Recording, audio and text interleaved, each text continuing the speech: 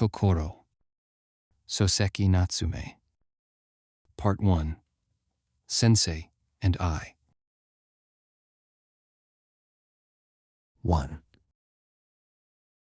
I always called him Sensei. So, here too, I will refer to him only as Sensei and withhold his real name.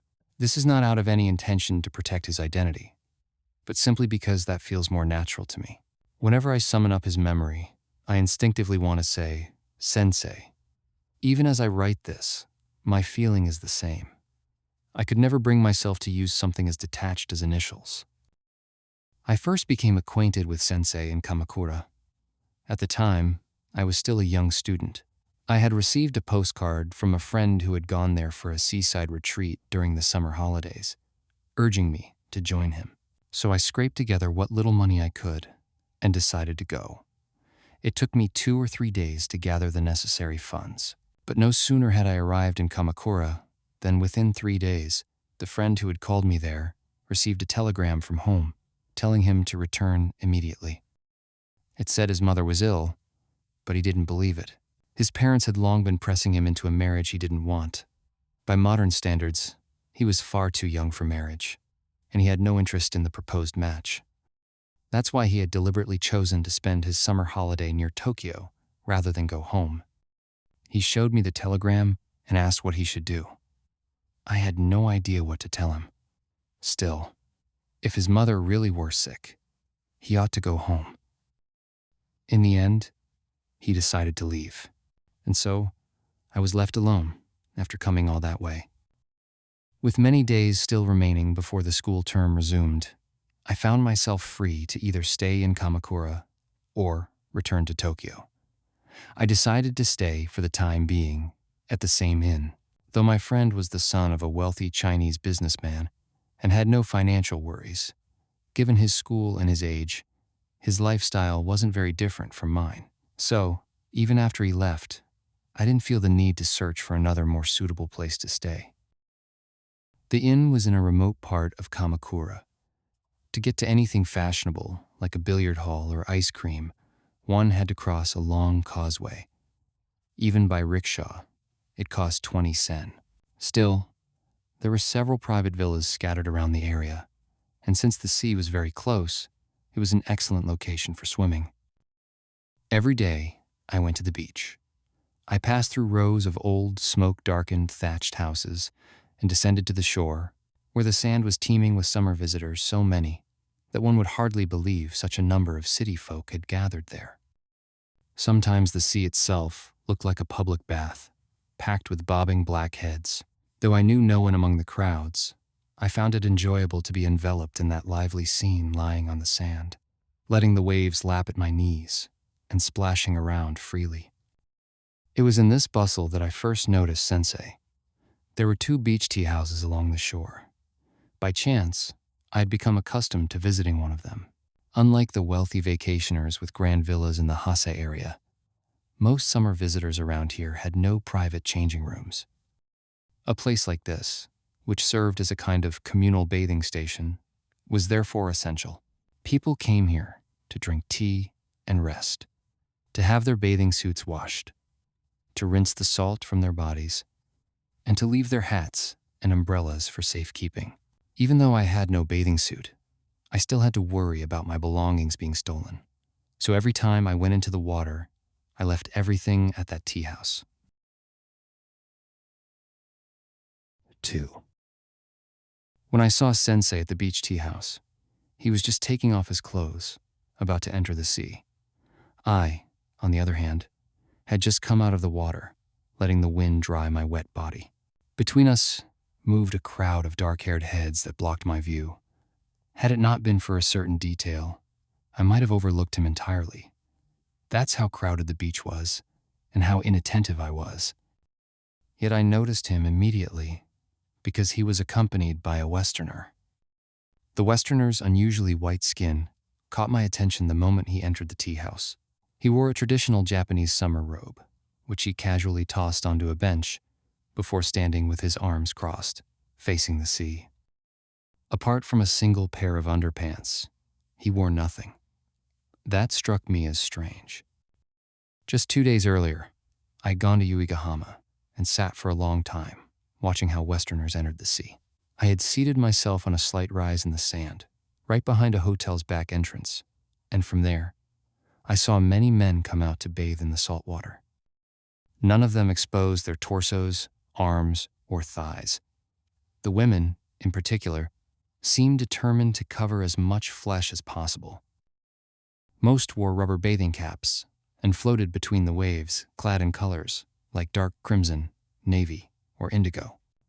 Having just witnessed that, the sight of this man standing so openly before everyone in only a pair of underpants was striking.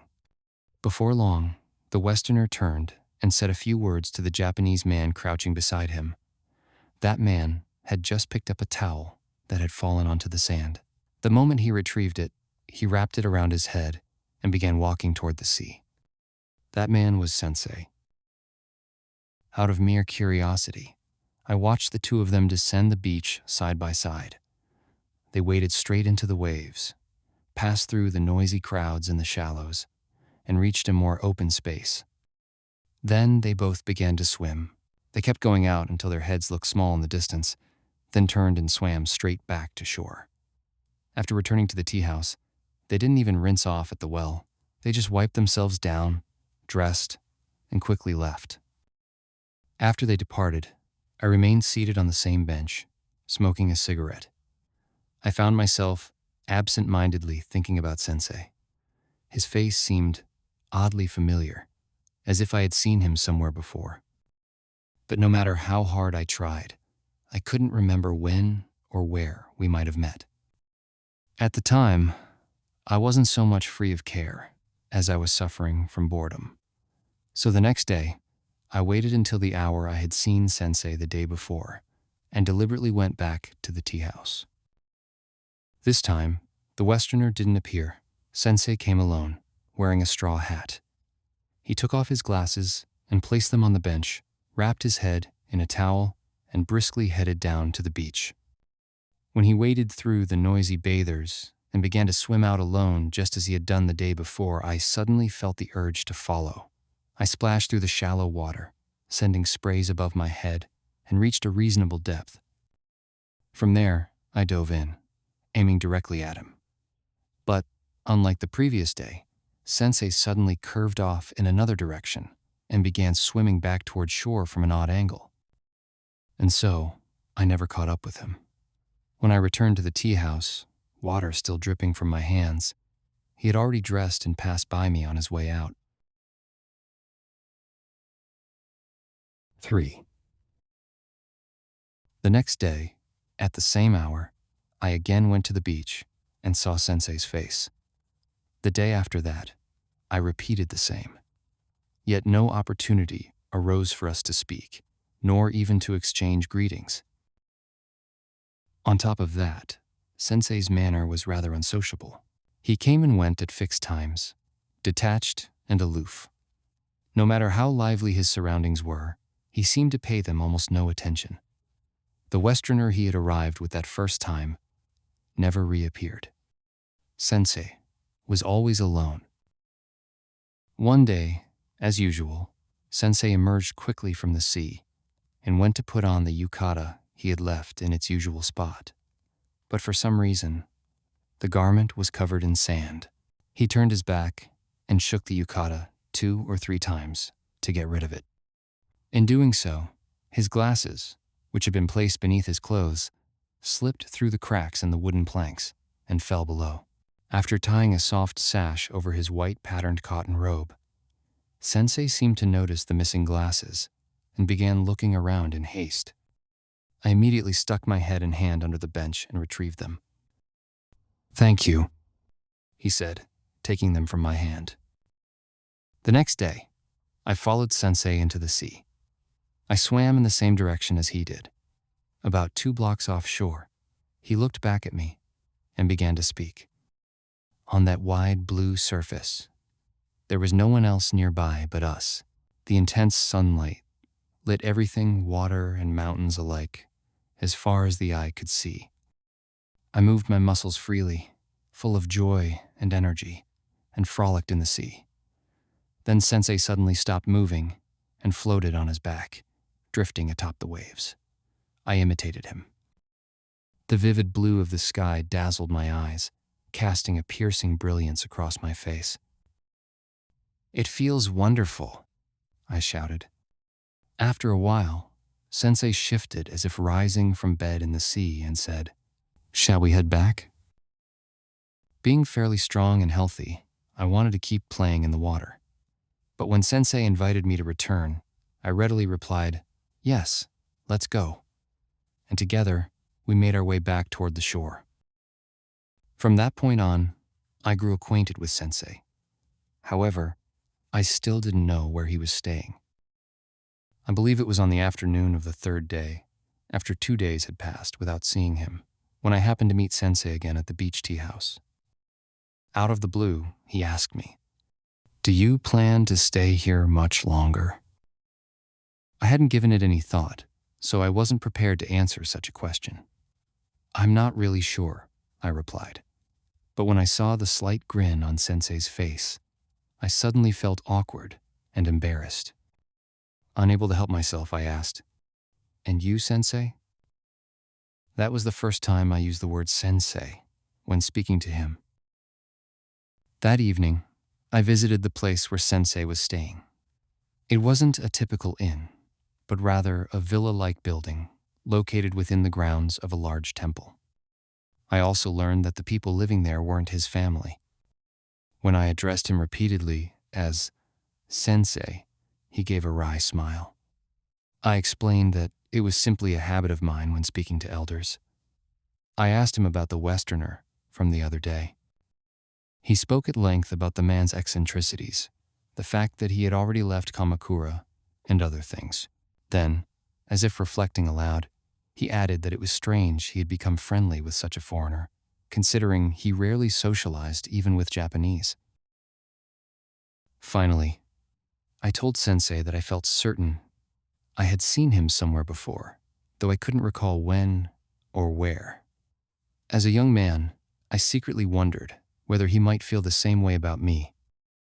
I waited, half expecting a similar reply, but after a moment of silent reflection, he said, "No, I'm afraid your face doesn't ring any bells. Perhaps you've mistaken me for someone else." At that, I felt a strange sense of disappointment. 4. I returned to Tokyo at the end of the month. Sensei had left his summer retreat well before that. When we parted, I asked him, "May I visit you from time to time?" He simply replied, "Yes, please do," in a brief and casual tone. At the time, I had come to believe that we were quite close, so I had expected something more warm or affectionate from him. His curt reply slightly bruised my confidence. I was often disappointed by Sensei in just this way. At times, he seemed aware of it. At others, entirely oblivious. And yet, even as these small disappointments repeated themselves, they never led me to pull away from him. On the contrary, every time I felt unsettled, I was moved to draw closer. I believed that if I just pushed forward a little more, whatever it was I was hoping for would eventually appear before me in a form that satisfied me. I was young, but I didn't think youthful passion worked so openly and honestly toward everyone. I couldn't understand why I felt this way only toward Sensei. Now that Sensei is gone, I finally understand. He had not disliked me from the beginning. The occasional brusqueness in his words, or the coldness that seemed to appear in his actions, were not signs of rejection. They were warnings from a man who pitied himself, saying that he wasn't worth drawing close to. A man who didn't respond to the warmth of others was, it seems, someone who had first come to despise himself, even before he could despise others. Naturally, I intended to visit Sensei once I was back in Tokyo. I still had 2 weeks before the school term began, and I thought I should call on him during that time. But after 2 or 3 days passed, the feeling I had in Kamakura began to fade. In its place, the air of the great city settled thickly into my heart, colored by the vivid stimulation that accompanied the return of memory. Each time I passed students on the street, I felt a renewed hope and tension for the coming school year. For a while, I forgot all about Sensei. About a month after classes began, a certain slackness began to creep back into my heart. I found myself walking the streets with a dissatisfied expression. I would glance around my room, as if searching for something I lacked. Once again, Sensei's face rose in my thoughts. I wanted to see him again. The first time I went to visit Sensei's home, he wasn't there. I remember the second time. Clearly, it was the following Sunday. It was a fine day, with clear skies that seemed to soak into my very skin. But again, Sensei wasn't home. When we were in Kamakura, he had told me himself that he was almost always at home. He even admitted to disliking going out. Having come twice and missed him both times, I recalled those words and couldn't help but feel a vague sense of dissatisfaction, though I had no real reason to. I didn't leave right away. I hesitated for a moment, unsure, and remained standing by the entrance. The maid, who seemed to remember taking my card the first time, told me to wait and went back inside. A moment later, someone else came out, presumably his wife. She was a beautiful woman. She politely told me where Sensei had gone. Apparently, it was his custom on that particular day each month to go to a grave in the Zoshigaya cemetery to offer flowers. He just left a moment ago, 10 minutes, maybe less, she said apologetically. I gave a polite bow and stepped outside. After walking about a block toward the livelier part of town, I suddenly felt like visiting Zoshigaya myself, as a kind of stroll.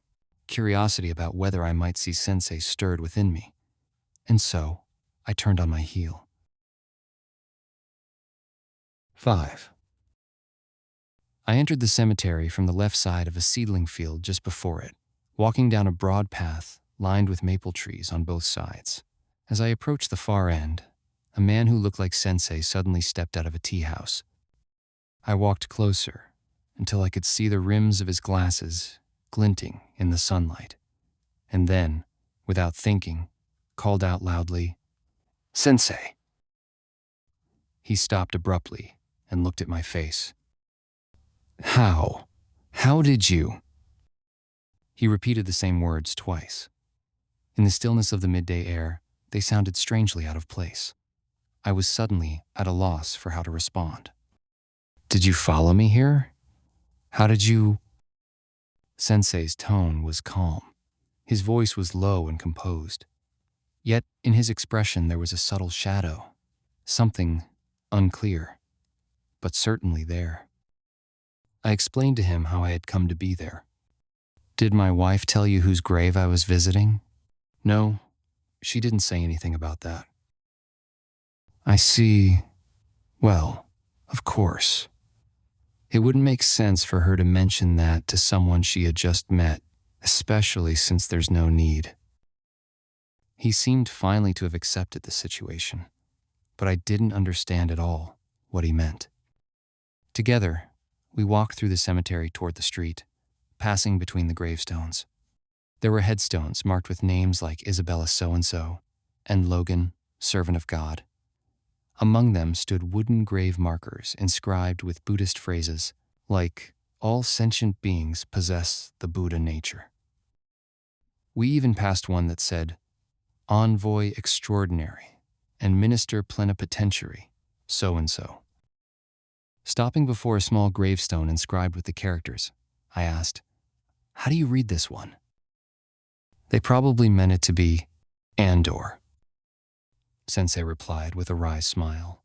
It seems Sensei didn't see the same humor or irony in the variety of racial and cultural styles represented in the grave markers as I did. I kept pointing at the round gravestones and the tall granite monuments, eager to comment on them. At first, Sensei listened silently, but eventually he said, "You've never really thought seriously about the reality of death, have you?" I fell silent. So did he, and neither of us said anything more. At the edge of the cemetery stood a tall ginkgo tree, its branches stretching upward as if to hide the sky. When we reached it, Sensei looked up at the high treetop and said, "In a little while, it'll be beautiful. When the leaves turn completely golden, the ground around here will be covered in a blanket of gold." He passed beneath this tree at least once every month. Far off in the distance, a man leveling the uneven ground for new graves paused his work and looked at us, leaning on his hoe. From there, we turned left and soon emerged onto the main road. With nowhere in particular to go, I simply walked in the direction Sensei was heading. He spoke less than usual, yet I didn't feel especially awkward or constrained, and so we strolled along together. "Are you heading straight home now?" I asked. "Yes, I've nowhere else to stop," he replied. We went on in silence, descending the slope to the south. "Is that where your family's grave is?" I asked again. "No." "Then whose grave is it? A relative's?" "No." He said nothing more, and I let the subject drop. But after we'd walked about a block, Sensei unexpectedly returned to the topic. "It's my friend's grave." "You go every month to visit your friend's grave?" "Yes." That was all Sensei said that day. 6. From then on, I began visiting Sensei from time to time. Each time I went, he was at home. As the number of visits increased, I found myself going to his doorstep more and more frequently. Yet, Sensei's attitude toward me remained largely unchanged from the first time we exchanged greetings to even after we had become close. He was always calm. At times, his calmness felt almost lonely in its quietness. From the beginning, I had sensed something mysterious in Sensei that made him difficult to approach, and yet I couldn't help but feel an overpowering need to draw nearer to him. Perhaps among all who knew him, I alone felt this way. But that intuition of mine was later confirmed by actual events. And so, even if one were to say I was simply young and foolish, I take comfort and even pride in having sensed it so clearly. Sensei was a man capable of loving, unable not to love, and yet someone who could not open his arms to embrace those who tried to enter his heart. As I said, Sensei was always calm, composed, but at times a strange shadow would pass across his face, like the fleeting silhouette of a black bird flitting across a window. It would come and vanish in an instant. The first time I noticed that shadow cloud his brow was when I suddenly called out to him at the Zoshigaya cemetery. In that uncanny moment, the easy rhythm of my heartbeat seemed to falter slightly. But it was only a brief disruption.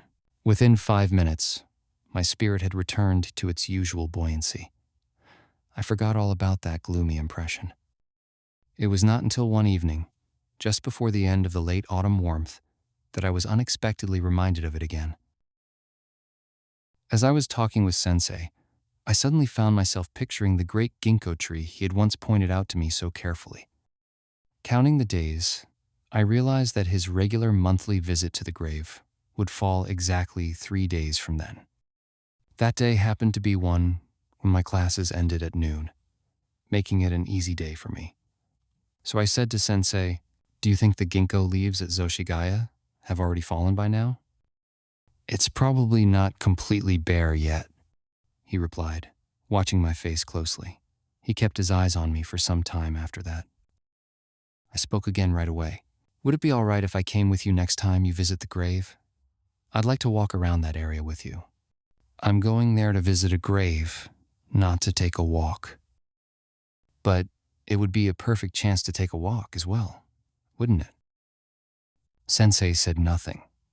After a pause, he remarked, "For me, it really is nothing more than a visit to the grave," and seemed determined to draw a firm line between the act of mourning and a casual stroll. It struck me as oddly childish, as if he were making excuses to avoid going with me, and I found it puzzling. Still, I pressed forward. "Well then, Even if it's just a grave visit, please let me go with you. I'll pay my respects too. To me, there was hardly any meaningful distinction between visiting a grave and going for a walk. At that, a slight cloud passed over Sensei's brow. A strange light appeared in his eyes, one I couldn't easily classify as displeasure, disgust, or fear, but something more subtle, a kind of unease. Suddenly, the memory of calling out Sensei at Zoshigaya came rushing back to me. The expression on his face now was exactly the same as it had been then. Sensei began. I have a reason one I cannot explain to you for not wanting to go there with anyone. I haven't even taken my own wife with me. 7. I found it puzzling, but I wasn't visiting Sensei's home in order to study or analyze him. I simply left things as they were and let them pass. Looking back now, I believe that attitude of mine was one of the more admirable moments in my life. I truly think it was because of that, and that alone, that I was able to form a warm human relationship with Sensei. Had even a shred of my curiosity been directed toward probing his heart in a spirit of analysis, the thread of sympathy connecting us would have snapped without mercy at that moment. As young as I wasn't consciously aware of the nature of my own attitude, perhaps. That's precisely why it was admirable. But had I taken a wrong turn and crossed that invisible boundary, I shudder to think what might have come between us. Sensei, even without that, was constantly afraid of being studied with a cold, scrutinizing eye. I began to visit Sensei's house regularly, 2, sometimes 3 times a month. One day, when my visits had become increasingly frequent, Sensei suddenly asked me, "Why do you come so often to the house of someone like me?" "There's no special reason," I replied. "Is it a bother to you?" "I wouldn't say it's a bother." Indeed, there was no sign in Sensei's manner that he found it annoying. I knew how extremely limited his social circle was. I also knew that among his old classmates, there were only 2 or 3 still in Tokyo at the time. Occasionally, I happened to sit with students from his hometown in the drawing room, but none of them seemed to share the closeness with him that I did. "I'm a lonely person," Sensei said. "That's why I appreciate your visits. That's also why I asked, why do you come so often?" "And why do you say that?" I asked in return. Sensei didn't reply. He just looked at me and asked, "How old are you?" The exchange felt frustratingly vague to me, but I didn't press him further that day. Still, within 4 days, I went to see him again. As soon as he appeared in the sitting room, he laughed. "You've come again, I see," he said. "Yes, I have," I replied, laughing as well. Had anyone else said that to me, I would have been irritated. But coming from Sensei, it felt just the opposite. Far from irritating me, it made me happy. "I'm a lonely man," he said again that evening, repeating the words he had spoken before. "I'm lonely, but perhaps you're lonely too. The difference is, I'm old. I can endure it without moving. But you're young. You can't sit still. You want to move, to bump into something." "I don't feel lonely at all," I said. "The younger you are, the lonelier you feel. Then why do you keep coming to see me so often?" Once again, the same question left his lips. "Even when you're with me, I suspect a part of you still feels lonely. But I don't have the power to pull that loneliness out of you at its root. Someday, you'll have to turn outward. You'll stretch your hands toward the world, and when that happens, your feet will stop bringing you to my door." With that, Sensei gave a lonely smile. 8. Fortunately, Sensei's prediction did not come true. At the time, I lacked the life experience to fully grasp the meaning behind his words. I continued visiting him as before. Before long, I naturally began eating meals at his table. As a result, I also had to start speaking with his wife. As an ordinary young man, I wasn't indifferent to women. But given my age and my circumstances up to that point, I had hardly formed any meaningful relationship with a woman. Perhaps because of that, my interest tended to be directed more toward women. I passed on the street, women I didn't even know. When I first met Sensei's wife at the entrance, I was struck by how beautiful she was. And every time I saw her after that, I couldn't help but feel the same. But aside from that, I felt I had nothing in particular to say about her. Perhaps this wasn't due to any lack of character on her part, but rather because no opportunity arose for her to show it. I always saw her as part of Sensei, an extension of him. And she, for her part, seemed to treat me kindly, simply because I was a student who visited her husband. Remove Sensei from between us, and we would have had no connection at all. So my only lasting impression of her, from that early period, was that she was beautiful. One time, I was offered sake at Sensei's house. On that occasion, his wife came in and poured for me. Sensei seemed more cheerful than usual. He said to her, "You should have a drink too," and held out the cup he had just emptied. She tried to refuse, saying, "I really shouldn't," but then accepted it reluctantly. With a slight furrow in her lovely brow, she brought the half-filled cup I had poured to her lips. A light, playful exchange began between the two of them. "How rare. You almost never ask me to drink," she said. "You don't like it, that's why.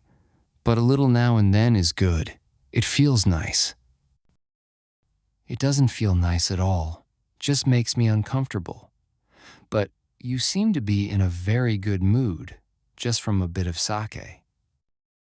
"Sometimes it makes me very cheerful, but not always." "How about tonight?" "Tonight I feel good." "You should have a little every night, it would suit you." "I couldn't do that." "Oh, but you should. That way it wouldn't be so lonely." At Sensei's house, it was just the couple and the maid. Every time I went, the place was quiet. I never once heard a loud laugh ring through the rooms. Sometimes, it felt as though the only people in the house were Sensei and me. "If only we had a child," his wife said, turning toward me. "Yes, I suppose so," I replied. But I felt no real sympathy. At that time in my life, having never had a child, I thought of them only as noisy. "Maybe I'll go get one," Sensei said. "That's no good," she replied, again turning toward me. "Not a child from someone else. There's no way we'll ever have one of our own," Sensei said. His wife fell silent. When I asked, "Why not?" in her place, Sensei laughed loudly and said, "Because it's divine punishment." 9. As far as I could tell, Sensei and his wife were a loving couple. Having never lived as part of a family myself, I naturally couldn't grasp the deeper nuances of their relationship. But when I sat with Sensei in the drawing room, there were times he would call for his wife instead of the maid. Her name was Shizu. Sensei would turn toward the sliding doors and say gently, "Shizu." His tone always sounded tender to me. And the way she answered and appeared was always calm and natural. Whenever I was invited for a meal and she joined us at the table, this sense of closeness between them became all the more clear. Sensei would occasionally take his wife to concerts or the theater. I also recall 2 or 3 short trips they made together, lasting less than a week. I still have a postcard he sent me from Hakone, and when they went to Nikko, they mailed me a letter with a red maple leaf enclosed. That was how their relationship appeared to me, at the time at least. That was the impression I had. There was just one exception. One day, as usual, I stood at the entrance of their house, waiting to be let in, when I heard voices from the sitting room. It wasn't ordinary conversation. It sounded like an argument. Since the entrance led directly into the sitting room, I could make out the tone quite clearly from behind the lattice door. The louder voice was clearly Sensei's. The other was quieter, but I suspected it was his wife. It even sounded as though she might be crying. I hesitated, unsure what to do, then decided to quietly return to my boarding house. An odd sense of unease overtook me. I found myself unable to concentrate on reading, as though my mind had seized up. About an hour later, Sensei came to my window and called my name. Startled, I opened the window, and he invited me to go for a walk. I took out the watch I'd tucked in my sash earlier and saw it was already past 8. Still dressed in my hakama, I stepped out just as I was. That evening, I shared some beer with Sensei. He was, by nature, a man of little capacity for drink. If a certain measure failed to inebriate him, he was not the sort to press further, drinking recklessly until he found himself intoxicated. "It's no good tonight," he said with a bitter smile. "You're not feeling any better?" I asked, concerned. I couldn't stop thinking about what had happened earlier. It stuck in me like a fishbone caught in my throat. I wavered between the urge to bring it up and the thought that perhaps I shouldn't. The indecision made me restless. "You seem a little off tonight," Sensei said. "Actually, I'm feeling a little off myself. Can you tell?" I couldn't answer. To tell the truth, I had a bit of a fight with my wife earlier. It stirred up my nerves over something foolish, he continued. What happened? I couldn't bring myself to say the word fight. She misunderstands me. And even when I try to explain, she won't accept that it's a misunderstanding. I ended up losing my temper. "What does she misunderstand about you?" I asked, but Sensei did not answer. "If I really were the kind of man my wife believes me to be, I wouldn't be suffering like this." How deeply he was suffering, I couldn't begin to imagine. 10. As the two of us walked home, we remained silent for a block or two. Then, all of a sudden, Sensei spoke. "I did a terrible thing. I stormed out in anger. My wife must be so worried. When you think about it, women really are pitiable beings. My wife, for instance, has no one else in the world she can rely on but me." He paused briefly there, but without waiting for any response from me, he continued speaking. Of course, it sounds a bit comical when I put it like that, as if the husband were somehow a rock of strength. Tell me, how do I appear in your eyes? Do I seem like a strong person or a weak one? "You seem about average," I answered. That reply seemed to catch him slightly off guard. He fell silent again and continued walking in silence. To get back to Sensei's house, we passed right by my boarding house. When we reached the corner where we would normally part, I felt a little guilty about leaving him just like that. "Shall I walk you the rest of the way to your house?" I offered. But he immediately raised his hand and stopped me. "It's late. You should go on home. I'm heading back quickly too, for my wife." Those last words, "for my wife's sake," strangely warmed my heart. It was because of that simple phrase that I was able to go home and fall asleep peacefully. I didn't forget those words for a long time afterward. This showed me that the disturbance between Sensei and his wife hadn't been very serious, and from the fact that no other incident like it ever occurred again, I could reasonably conclude that it was a rare exception. Indeed, at one point, Sensei even confided the following to me. "I've only ever known one woman in this world. No other woman stirs anything in me, not in the way she does. And as for her, She sees me as the only man in the world. In that sense, we ought to be the most fortunate pair alive. I've forgotten the context of that conversation, so I can't clearly say why Sensei chose to tell me this, but I still remember how serious his tone was and how subdued his manner had become. What struck me as odd, even then, was his final sentence. We ought to be the most fortunate pair alive. Why didn't he simply say they were fortunate? That hesitation, that qualified phrasing, made me uneasy, especially since he had put unusual emphasis on that phrase. Was Sensei truly happy? Or was he someone who should have been happy, but somehow wasn't? I couldn't help but wonder. Still, that doubt was quickly buried somewhere in my mind. Not long after, I happened to visit Sensei's home while he was out, and I found myself in the rare position of talking to his wife alone. That day, Sensei had gone to Shimbashi Station to see off a friend who was boarding a ship to leave for abroad from Yokohama. At that time, it was common practice for travelers departing from Yokohama to catch the 8:30 a.m. train from Shimbashi. I had something I needed to discuss with Sensei about a book, and, as I'd arranged in advance, I arrived at 9 o'clock. His trip to Shimbashi had been unexpected, a matter of courtesy toward a friend who had come the day before to say farewell. Before leaving, Sensei had told me he would be back soon and that I should wait if he wasn't home. So I went inside and, while waiting in the sitting room, began talking with his wife. 11.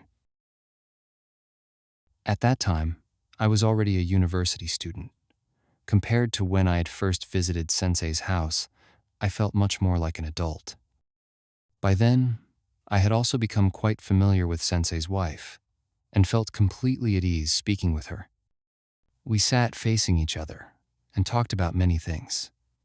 But since it was all casual conversation, without any special content, I've forgotten nearly all of it now. There was, however, one thing that stayed with me. But before I mention it, there's something I should make clear. Sensei had graduated from a university that much I had known from the beginning, but it wasn't until some time after I returned to Tokyo that I realized he spent his days doing nothing. I couldn't understand how someone could live like that without working. Sensei was virtually unknown in society. So, aside from me, who had a personal relationship with him, there was no one who respected his intellect or his ideas. I always thought this was a great shame, but whenever I brought it up, Sensei would simply say, "Someone like me has no place opening his mouth in public," and brush it off. To me, his answer sounded less like humility and more like a form of quiet disdain toward the world. In fact, he sometimes spoke rather harshly about old classmates of his who had gone on to become famous. I once openly pointed out that contradiction, not out of defiance, but because it frustrated me to think the world was content to overlook a man like him. Then, in a low, resigned tone, Sensei said, "It's just that I'm not fit to engage with society. That's all there is to it." There was a deep, complex expression on his face. Whether it was disappointment, resentment, or sorrow, I couldn't tell, but whatever it was, it struck me so powerfully that I lost the will to say anything more. During my conversation with his wife, the topic naturally shifted towards Sensei. "Why does Sensei only stay home thinking and studying?" I asked. "Why doesn't he go out into the world and work?" "He's hopeless," she said. "He just doesn't like that sort of thing." "Do you think he's come to see such things as meaningless?" "I wouldn't know anything about enlightenment or that sort of thing. I'm just a woman. But I don't think it's that. I believe he still wants to do something. It's just that he can't. And that makes him pitiful. But he seems perfectly healthy. He doesn't appear to have any illness. He's in excellent health. He has no chronic conditions at all." "Then why can't he take action?" That's just it. I don't know. If I could understand that, I wouldn't worry so much. It's precisely because I can't understand that I feel so sorry for him. Her voice was filled with sympathy. Yet, despite that, there was still a faint smile at the corners of her mouth. Outwardly, I seemed more serious than she was. I sat silently, wearing a difficult expression. Then, as if she had suddenly remembered something, she began to speak again. He wasn't like this when he was younger. Back then, he was completely different. But then he changed completely. When you say younger, what time are you talking about? I asked. His student days, she replied. You've known him since he was a student? At that, her face suddenly turned a faint shade of red. 12. His wife was from Tokyo, that much I had already heard from both Sensei and herself. To tell the truth, I'm what they call a half-blooded child, she once said. Her father, I believe, was from Totori or somewhere like that, while her mother had been born in Ichigaya back when it was still called Edo. She made the remark half-jokingly. Sensei, on the other hand, was from Niigata, which was in a completely different region. So if she had known Sensei since his student days, it clearly had nothing to do with any shared hometown. But when her face flushed pale red, I could tell she didn't want to say anything more. I didn't press her. From the time I first met Sensei until his death, I had discussed many matters with him, his thoughts, his feelings, but I heard almost nothing about his circumstances around the time of his marriage. Sometimes, I tried to interpret that in a favorable light. Perhaps, as an older man, he was simply choosing not to recount sentimental memories to someone younger. At other times, I took it more negatively. Perhaps neither Sensei nor his wife, both of whom had come of age in a more traditional era, had the courage to be open about such intimate matters. Both interpretations were guesses, but at the heart of either, I assume there must have been some beautiful romance behind their marriage. That assumption, at least, turned out to be correct. But what I had imagined was only the bright, romantic half of it. In truth, behind that beautiful love story, Sensei had borne a terrible tragedy. And his wife, even now, has no knowledge of it. Sensei kept it hidden from her until his death. Before he could destroy her happiness, he destroyed his own life. I will not speak now of that tragedy. As for the love that may be said to have been born from it, I've already mentioned it. Neither of them ever spoke much of it to me. His wife remained silent out of modesty. Sensei, out of something deeper. There is just one thing I remember clearly. One spring day, during cherry blossom season, I went to Ueno with Sensei. There, we saw a young couple walking closely together beneath the trees, appearing very much in love. Many people around were watching them more intently than the flowers themselves. They look like newlyweds, Sensei said. They seem happy together, I replied. But Sensei didn't even smile. Instead, he turned away and began walking in a direction that took us away from the couple. Then he asked me, "Have you ever been in love?" I told him I hadn't. "Would you like to be?" I didn't answer. "You don't not want to, do you?" "No," I said. You just looked at that couple and made a sly remark. In that remark, I heard the voice of someone frustrated, someone longing for love but unable to find it. Did it really sound like that? I asked. It did. Those who have known the joy of love speak in a much warmer tone. But listen. Love is a sin. Do you understand that? I was taken aback and said nothing. 13. We were in the midst of a crowd. Everyone around us looked cheerful. It wasn't until we had passed through it, until the blossoms and the people had disappeared, and we were alone in the woods, that I had the chance to return to the topic. Is love truly a sin? I suddenly asked. It is, Sensei replied, his tone as firm as before. Most certainly. Why? You'll understand eventually. No, actually, you already do. Your heart has long been stirred by love. I looked within myself, but surprisingly, I found nothing there. Just a kind of emptiness. There was nothing I could point to. There's nothing specific in my heart. I don't think I've hidden anything from you. It's because there's nothing specific that your heart moves. If there were something, you'd be settled, you'd stop moving. You move because you're searching. I don't feel that restless right now. Still, that restlessness brought you to me, didn't it? That may be true, but that's not the same as love. It's a step on the path to love.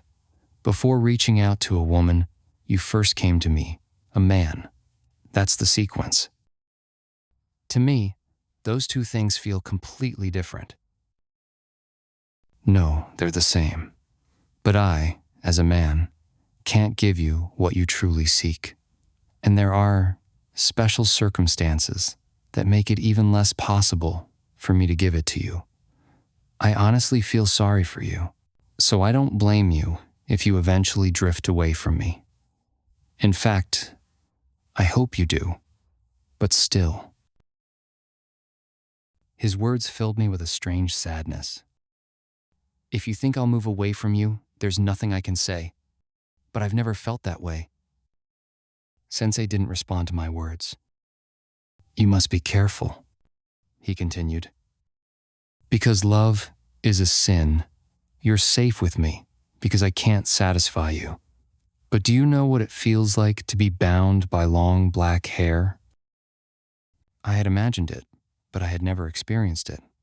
In any case, I still didn't understand what he meant by calling love a sin. It was too vague, and I was beginning to feel uneasy.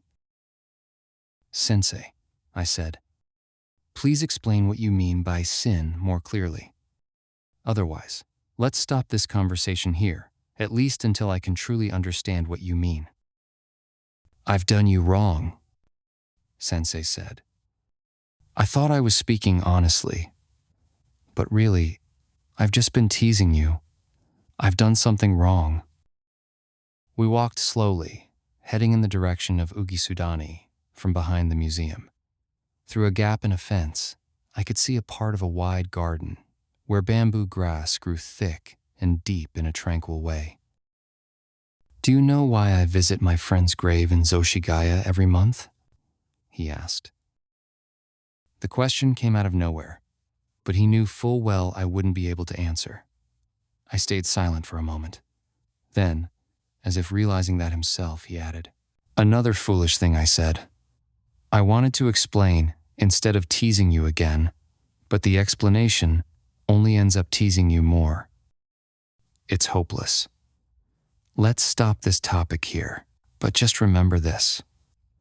Love is a sin, do you understand?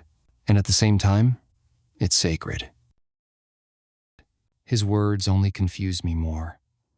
But after that, Sensei never spoke of love again. 14. Being young, I was often prone to becoming single-minded. Or at least, I must have appeared that way to Sensei.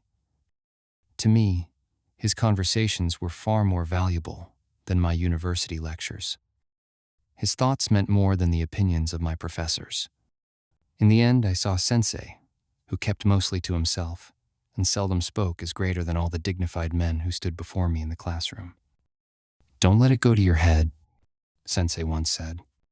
I say this after cooling down and thinking it over, I replied, full of confidence. But Sensei didn't accept my confidence. You're speaking from fever, not reason. When the fever breaks, you'll grow disillusioned. It pains me to be admired by you as I am now. But what pains me more is imagining how you'll change later on. Do you think I'm that shallow, that untrustworthy? I just feel sorry for you.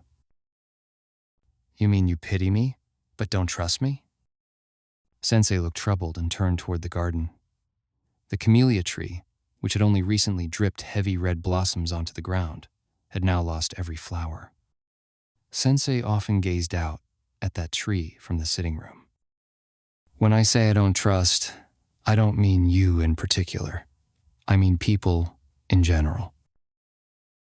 Just then, we heard a faint voice from beyond the hedge. It sounded like a goldfish peddler.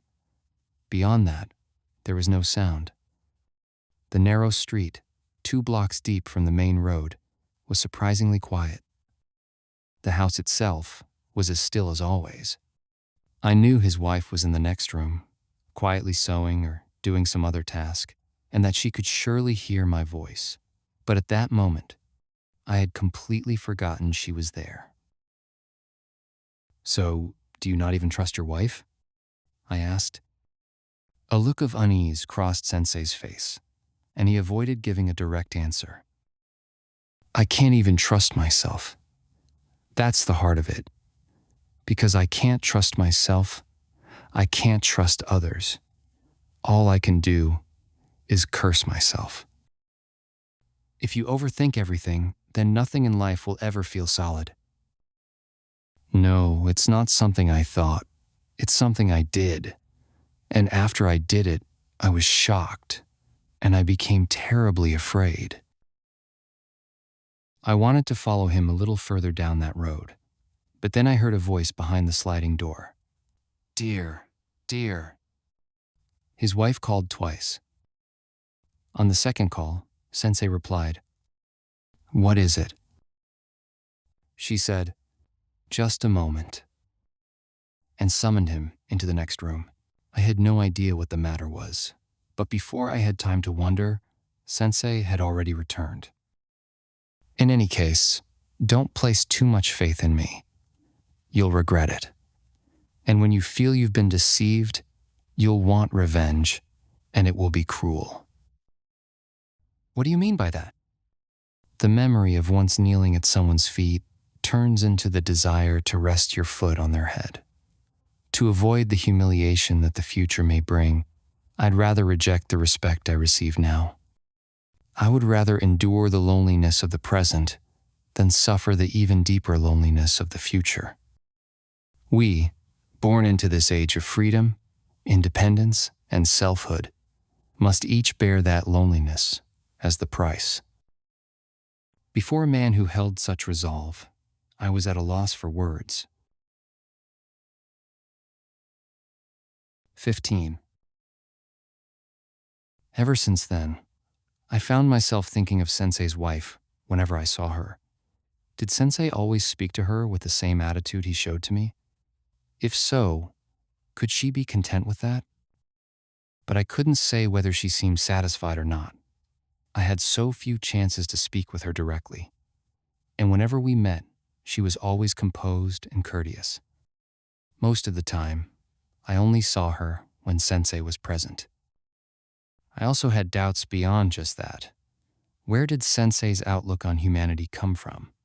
Was it simply the result of observing the world and reflecting deeply on himself with a cold, objective eye? He was the sort to sit and ponder rather than act. With a mind like his, it was possible that such an attitude could develop just from thought alone. But I didn't believe that was all. His perspective felt like a lived one, a resolution forged in fire, not merely shaped from cold stone. To me, Sensei was clearly a thinker. But beneath the principles he had constructed, there seemed to be a powerful personal experience, something not derived from others, but something he had tasted for himself.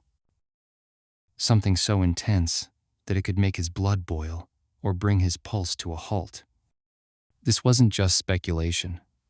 Sensei had already hinted at it himself, but his confession was like a looming storm cloud. It hung over me, terrible in shape and meaning, yet still unknowable. I didn't understand what made it so terrifying. His words were vague, but they unmistakably shook my nerves.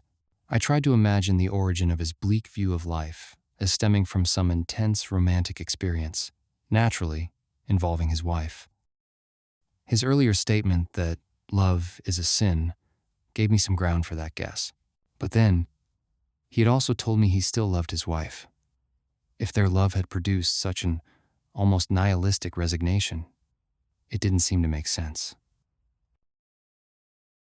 His remark, "The memory of kneeling at someone's feet later turns into the desire to press your foot upon their head," was likely meant to describe people in general, not his own relationship. And then there was the grave in Zoshigaya. I remembered it often. I knew it belonged to someone deeply connected to Sensei. As I moved closer to his life, but could never quite enter it, that grave became for me a kind of symbol, a fragment of his soul lodged in my mind. But to me, it was a dead thing. It wasn't the key to unlocking the living heart between us. If anything, it stood like a barrier, a silent demon blocking any free passage between us. Then, one day, another opportunity came for me to speak with Sensei's wife alone. It was autumn, that busy season of shortening days and increasing chill. In the neighborhood around Sensei's home, a string of petty thefts had occurred over the course of 3 or 4 evenings. Though none of the victims lost anything of great value, each house had something taken. The thefts all occurred in the early evening. Sensei's wife was unsettled by the news. At just that time, Sensei had a reason to be out one evening. An old friend from his hometown, now working at a rural hospital, had come to Tokyo. Sensei and 2 or 3 others were expected to host a dinner for him. He explained the situation to me and asked if I would watch the house in his absence. I accepted without hesitation. 16. It was early evening when I arrived, just before the lamps came on, but Sensei, ever punctual, had already left the house. He said he didn't want to be late and just stepped out a moment ago. His wife told me as she led me to his study. The study contained a Western-style desk and chair, and rows of books with handsome leather bindings glowed behind the glass shelves under the light of an electric lamp.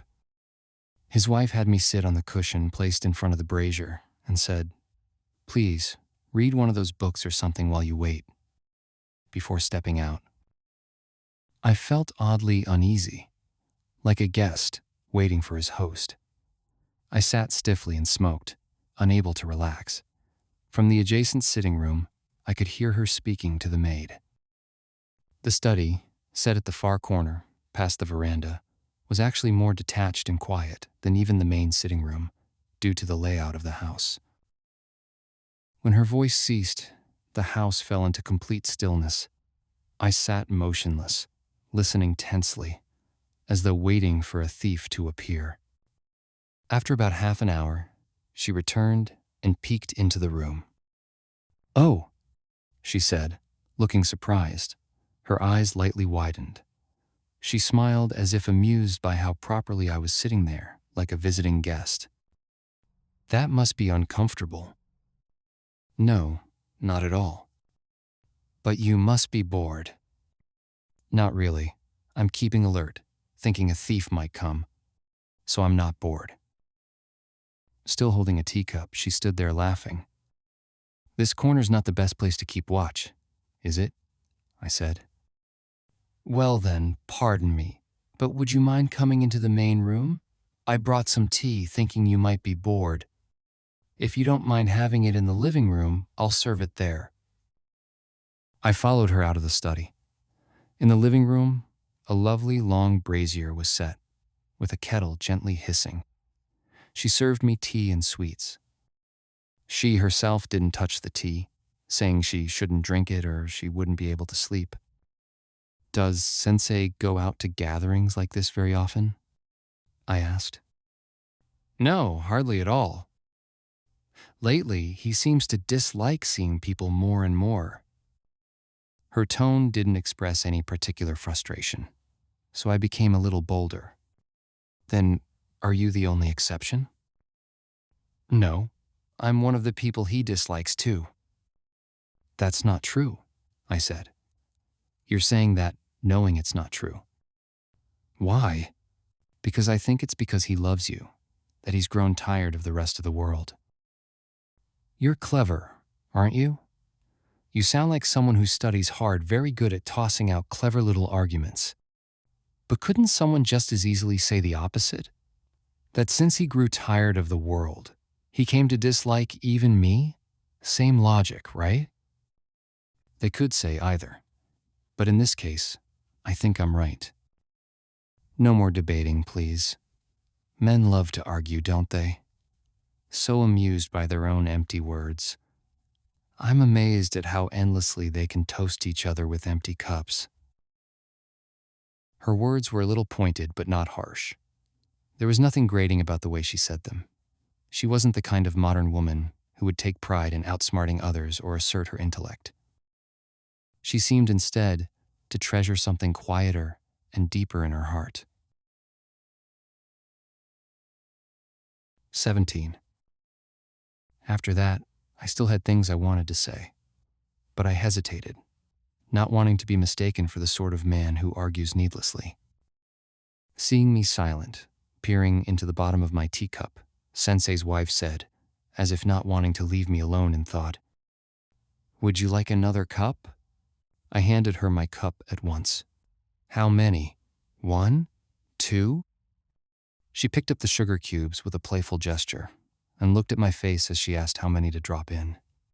It wasn't flirtation, but her manner carried a gentle charm, perhaps, a way to soften the sharper words she had spoken earlier. I drank the tea in silence. Even after finishing, I said nothing. "You've gone awfully quiet," she said. "I figured if I said anything, you might scold me again for starting another argument," I replied. "Oh, I wouldn't," she said again. With that, we picked up our conversation once more. Naturally, the topic returned to the one we both shared interest in, Sensei. "Please, let me say a little more about what we were discussing earlier," I said. "It may sound like empty theory to you, but I'm not speaking carelessly." "Go ahead," she said. "If you were to disappear suddenly, do you think Sensei could continue living as he does now?" "How should I know that? You'd have to ask him, not me. That's not really a question you should bring to me." "I'm serious," I said. "So please don't dodge it. Be honest." "I am being honest. And honestly, I don't know." "Then, how deeply do you love Sensei?" "That's a question I should ask you, not him." "There's no need to suddenly confront me with that." "So you're saying it's obvious?" "Well, yes. You're that devoted to him. Then if you suddenly weren't here, what would happen to Sensei? A man who already finds little pleasure in the world. What would happen to him if you were gone? Not from his perspective, from yours. From your point of view, would Sensei become happier or more unhappy? From my point of view, I know very well, even if he doesn't, if I were gone, Sensei would only grow unhappier. He might not even be able to go on living. That may sound like vanity, but I truly believe I'm doing everything I can to make him happy. I honestly think there's no one in the world who could do it better. That's why I can live in peace. I believe that conviction of yours must shine warmly in Sensei's heart. That's a separate matter. You still think Sensei dislikes you?" "I don't believe he dislikes me. There's no reason he would. But he dislikes the world. Or rather, he's come to dislike people. And I'm one of those people, aren't I? So how could he possibly like me?" At last, I understood what she meant when she said she was disliked. 18. I was deeply impressed by the clarity of her understanding. There was something uncharacteristically modern about her, not in her use of fashionable progressive words, which she rarely used, but in her bearing. Her manner, though calm and restrained, had a quiet strength. That quality piqued a subtle curiosity in me. As a young man with little experience in serious interaction with women, I had long viewed them as distant objects of admiration, like spring clouds drifting in the sky. My yearning was vague, dreamlike. Yet, when faced with real women, my feelings often changed suddenly. Instead of being drawn to them, I sometimes felt an inexplicable resistance. But I felt nothing of that sort with Sensei's wife. The usual sense of inequality between men and women in thought or experience never arose. I forgot entirely that she was a woman. I regarded her simply as a fair and thoughtful critic and sympathizer of Sensei. "Madam," I said, "you once told me that Sensei wasn't always the way he is now, that he used to be different." "Yes, I said that. He truly wasn't like this in the beginning." "What was he like?" "He was the sort of strong, dependable man that you and I both would hope for." "So, what made him change so drastically?" "It wasn't drastic. It happened gradually, over time." "And you were with him that whole time, weren't you?" "Of course I was. We were married." "Then surely you must know the cause of the change." "That's the hardest part. It's painful to admit, especially when you ask so directly, but the truth is, I simply don't know. I can't explain it no matter how I try. I can't tell you how many times I've begged him to open up and tell me." "What does he say when you ask?" "He always brushes it off. He tells me there's nothing to worry about, that it's just the way he is now. He won't discuss it at all." I fell silent. She stopped speaking as well. From the maid's room came no sound. I had entirely forgotten about the supposed threat of burglars. "Do you think I'm to blame?" she asked suddenly. "No," I replied. "Please don't hide it. If you believe that, it would hurt more than I can bear. I've truly done everything I could for him." "Sensei knows that. I'm sure of it. You have nothing to worry about, I promise you." She stirred the ashes in the brazier, then added water to the kettle. The sound of boiling quieted at once. In the end, I couldn't hold it in any longer. I asked him directly. I told him that if there was anything wrong with me, he should tell me honestly. If it was something I could fix, I would. But he just said, "There's nothing wrong with you. The only problem is with me." Hearing that it broke my heart, it made me want even more to know what my faults were. I couldn't help but cry. Tears welled up in her eyes. 19. At first, I regarded the lady as a woman of understanding. As I continued to speak with her, in that frame of mind, her demeanor gradually changed. Instead of appealing to my intellect, she began to move my heart. There was no apparent obstacle between herself and her husband, nor should there have been. Yet she felt that something was there. But when she opened her eyes and tried to discern it, there was, after all, nothing to be seen. This was the very crux of her distress. She had initially asserted that Sensei's pessimistic view of the world was the reason he seemed to dislike her. But even after saying that, she could not quite settle on it. Digging deeper, she came to suspect the opposite, that Sensei, as a result of disliking her, had grown disenchanted with the world itself. However, no matter how hard she tried, she could not trace that suspicion back to any definite fact. Sensei's demeanor remained that of a good husband, kind and gentle at all times. The bundle of doubts she had wrapped up daily in his affection and stowed away deep in her heart she at last unfolded before me that evening. "What do you think?" she asked. "Did it start with me? Or is it, as you said, because of his outlook on life and such? Please, tell me honestly." I had no intention of hiding anything, but if there truly was something I did not know, then whatever answer I gave could never satisfy her. And I did believe there was, indeed, something unknown to me hidden there. "I don't know," I said. At that instant, she wore a pitiful expression, like someone faced with an unexpected disappointment. I quickly added to my words, "But I can assure you of one thing. Sensei does not dislike you. I am simply relaying to you what I've heard from his own lips. Sensei is not a man who lies."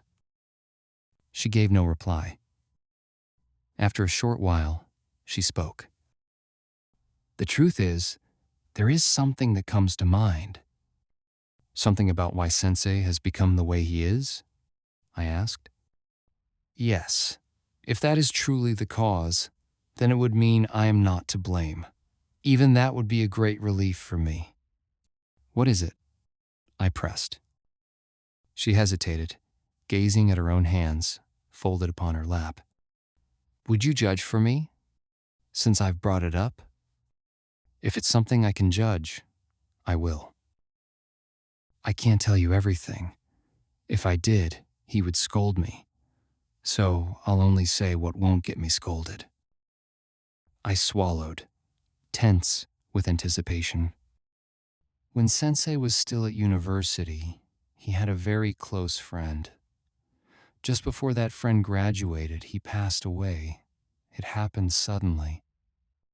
Lowering her voice to a whisper, she added, "The truth is, he died an unnatural death." The way she said it demanded the question, "How?"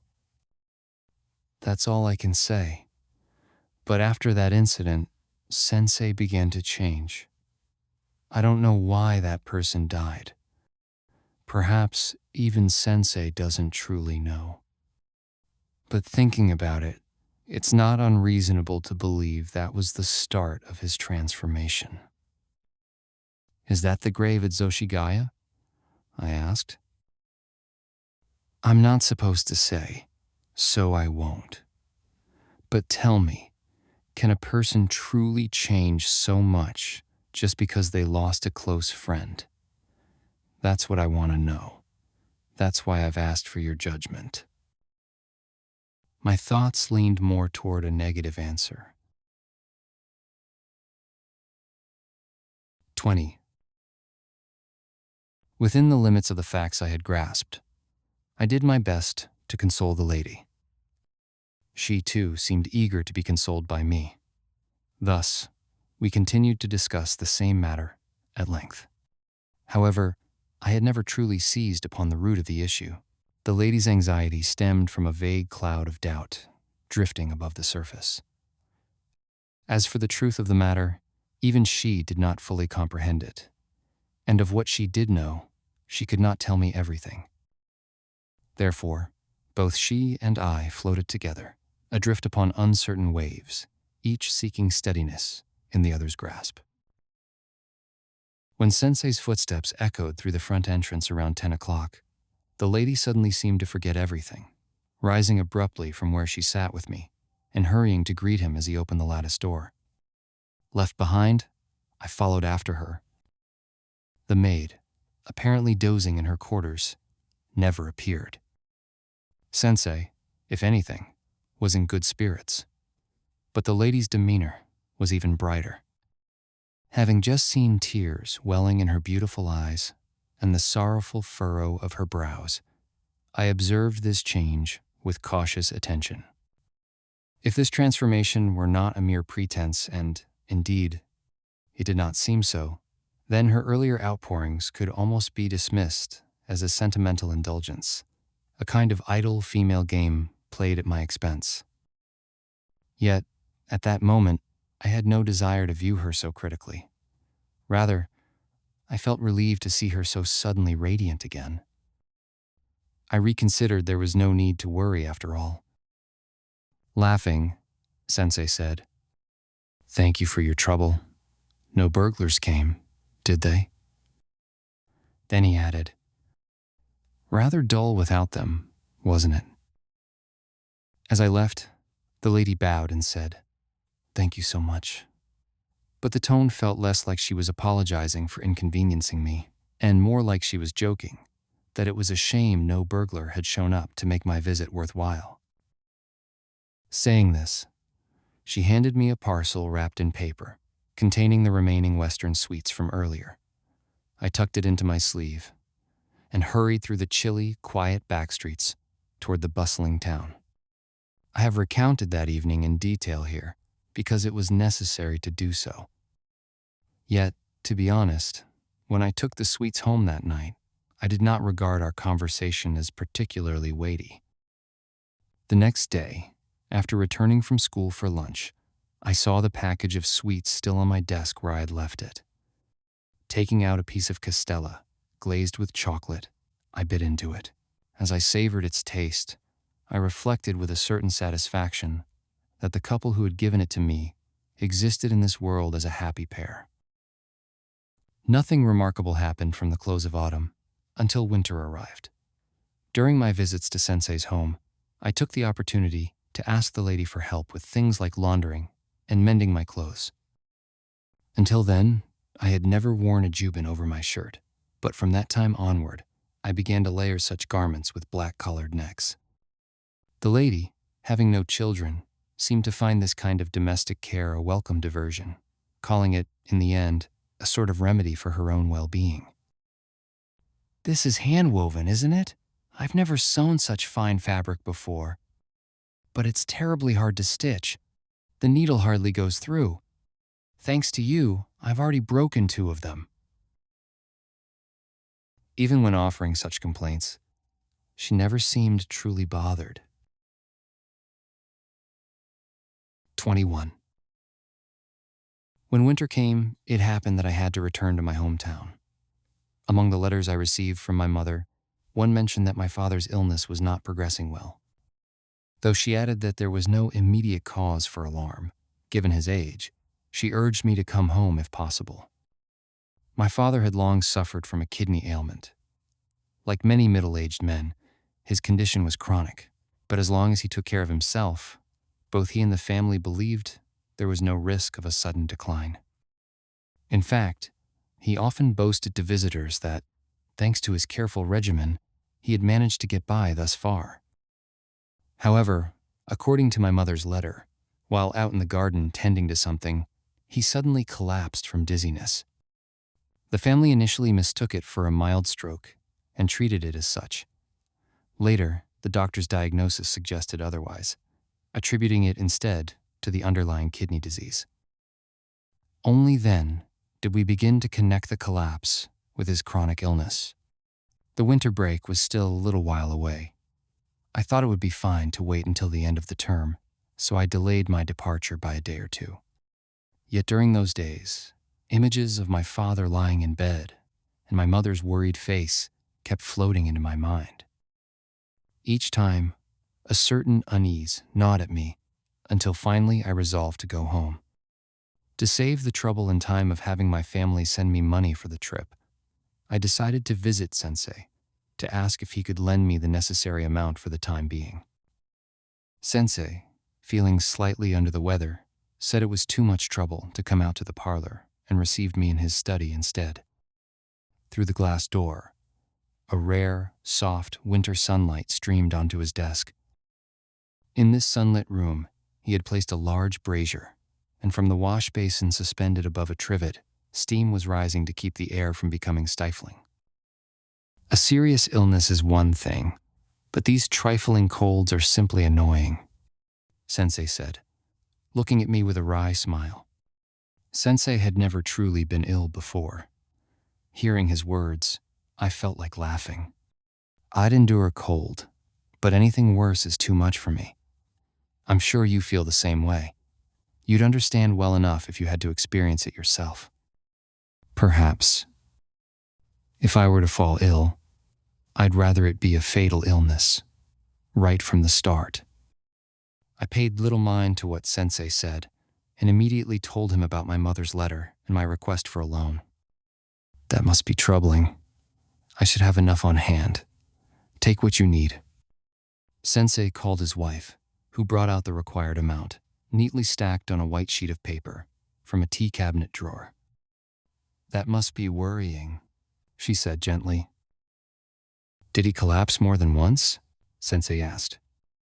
The letter doesn't specify, but is it common to collapse multiple times? Yes. It was then I learned for the first time that Sensei's wife's mother had also died of the same kidney disease as my father. I suppose it's serious, I said. Indeed. I wouldn't mind taking his place if I could, Sensei replied. Is there any nausea? I don't know. There's no mention of it in the letter, so probably not. As long as nausea hasn't set in, there's still hope, his wife said. That evening, I took the train out of Tokyo. 22. My father's illness was not as serious as I had feared. Even so, when I arrived home, I found him sitting cross-legged on his bed, saying, "Everyone keeps worrying, so I'm just humoring them by staying still like this. I could get up if I wanted to." But the very next day, against my mother's wishes, he insisted on putting away the bedding. As she folded the thick futon with a reluctant air, my mother said, "Your father has suddenly become spirited now that you're home."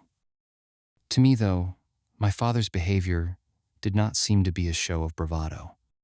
My elder brother held a position in distant Kyushu. Unless something truly grave occurred, he had no freedom to visit our parents. My younger sister was married into another province and could not be summoned at short notice either. Of the three siblings, I, alone being merely a student, was the most easily available. It was therefore a great satisfaction to my father that I had obeyed my mother's request and left school before the holidays to return home. It's a pity to make you miss school over such a small illness, my father said. Your mother exaggerated too much in her letter. Not only did he say this, he even had the bedding removed and tried to show his usual vigor. You mustn't be careless and have a relapse. I warned him. My father accepted my caution cheerfully, almost lightly. Don't worry, I'll be fine as long as I take proper care. Indeed, he seemed to be all right. He moved freely about the house, without shortness of breath or dizziness. His complexion was certainly pale, but that had long been the case, and none of us paid it much mind. I wrote a letter to Sensei, expressing my gratitude for his kindness. I explained that I would bring the borrowed money when I returned to Tokyo for the new year, and asked him to wait until then. I went on to say that my father's illness was not as severe as expected, that he seemed stable for the time being, and that he felt neither dizzy nor nauseous. At the end, I added a few words of concern about Sensei's cold, though I regarded it as a trifling matter. When I sent the letter, I had no expectation of receiving a reply. After posting it, I sat talking with my parents about Sensei, picturing in my mind his study far away in Tokyo. When you go to Tokyo next time, take him some dried shiitake mushrooms, my mother said. All right, I replied, but do you think Sensei eats such things? They may not taste very good, but I don't suppose anyone particularly dislikes them. To me, it seemed oddly mismatched Sensei and dried mushrooms. When a reply came from Sensei, I was slightly surprised, especially since it contained nothing of particular importance. I realized that he had written purely out of kindness, and that thought alone made the brief letter a great joy to me. It was, after all, the first letter I had ever received from him. To say the first might suggest that we corresponded often, but in fact, that was not so. During his lifetime, I received only 2 letters from Sensei. This short reply, and another, a long one, written especially for me just before his death. Because of the nature of his illness, my father had to refrain from physical exertion. Even after getting out of bed, he seldom went outdoors. Once, on a particularly mild afternoon, he did step down into the garden. Out of precaution, I stayed close by his side. When I offered to let him lean on my shoulder, he merely smiled and declined. 23. I often found myself sitting across from my father, playing shogi to keep him company. Both of us were naturally lazy, so we would sit by the kotatsu, placing the shogi board on a low stand, reluctantly pulling our hands from beneath the warm covers each time we had to move a piece. Occasionally, we would lose track of a captured piece, only to have my mother later discover it buried in the ash of the brazier, which she would retrieve with tongs to our amusement. With Go, the board is too high and has legs, so you can't play it on the kotatsu. But shogi is perfect. It's easy to play like this. For lazy folk like us, it's just the thing. Let's play another game, my father would say.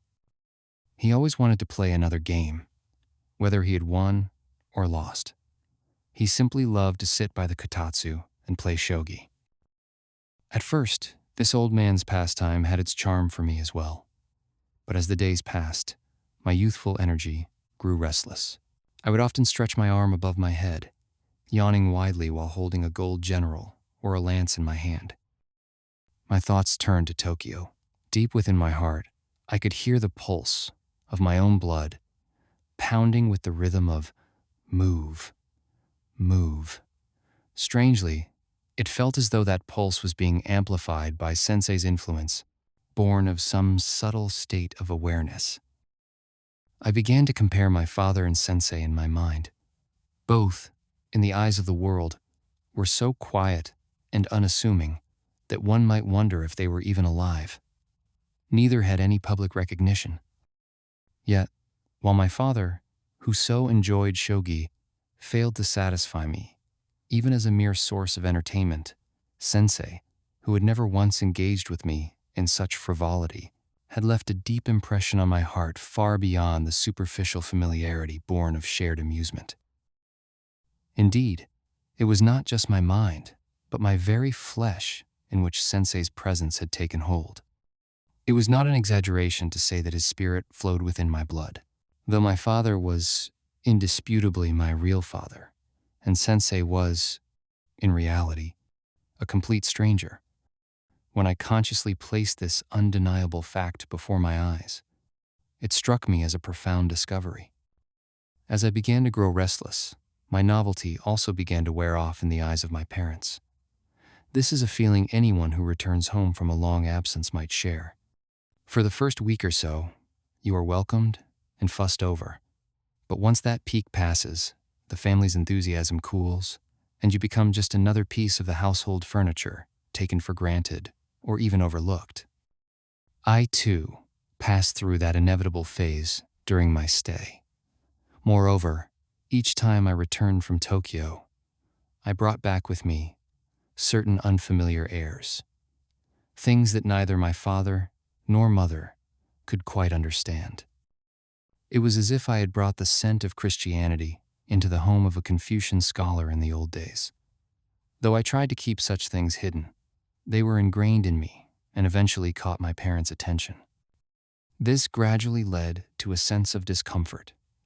I began to long for Tokyo once more. Fortunately, my father's illness showed no signs of worsening. To be safe, we even summoned a reputable doctor from afar to examine him, but no new complications were found beyond what we already knew. Thus, I decided to leave for Tokyo a few days before the end of the winter break. When I announced my departure, both my parents objected, moved by a curious human sentiment. "You're leaving already? Isn't it too soon?" my mother said. "There's still 4 or 5 days left, isn't there? Surely you can stay a little longer," my father added. But I stood firm and did not change my planned date of departure. 24. When I returned to Tokyo, the New Year's decorations had already been taken down. The streets, left to the mercy of the cold wind, showed no real signs of festive cheer. I went straight to Sensei's house to repay the money I had borrowed. I also brought along some dried shiitake mushrooms as a gift. Feeling it would be odd to simply hand them over, I made a point of saying, "My mother asked me to give you this," as I presented them to his wife. The mushrooms were packed in a new confectionery box. His wife, after politely expressing her thanks, picked up the box as she stood up to leave the room. Surprised by its lightness, she asked, "What kind of sweets are these?" When she became more familiar with someone, she often revealed this kind of candid, childlike simplicity. Both Sensei and his wife repeatedly inquired with concern about my father's illness. In the course of our conversation, Sensei said, "From what you tell me, it doesn't sound like his condition is immediately alarming, but because of the nature of the disease, you'll need to be very cautious." Sensei seemed to know much more about kidney disease than I did. One of the peculiarities of this illness is that people often don't realize they have it. They go on living, completely unaware. I knew an officer who succumbed to it. His death was so sudden, it seemed almost unbelievable. His wife, sleeping beside him, didn't even have time to nurse him. He complained of feeling unwell during the night and woke her up, but by the next morning, he was already dead. She thought he was still sleeping. Until then, I had been somewhat optimistic, but this story made me suddenly uneasy. Could my father's case end up like that? It's not impossible, is it? What did the doctor say? The doctor said it's hopeless to expect a cure, but he also said there's no immediate danger. Well, then, that's reassuring. If the doctor says so. The case I mentioned was someone who had no idea he was ill, and he was a rather reckless, military man. Somewhat relieved, I relaxed a little. Sensei, observing my change in demeanor, added, "But human life is fragile, whether in health or in sickness. You never know when or how death might come." Do you often think about such things, Sensei? Even someone as healthy as I am can't entirely avoid such thoughts.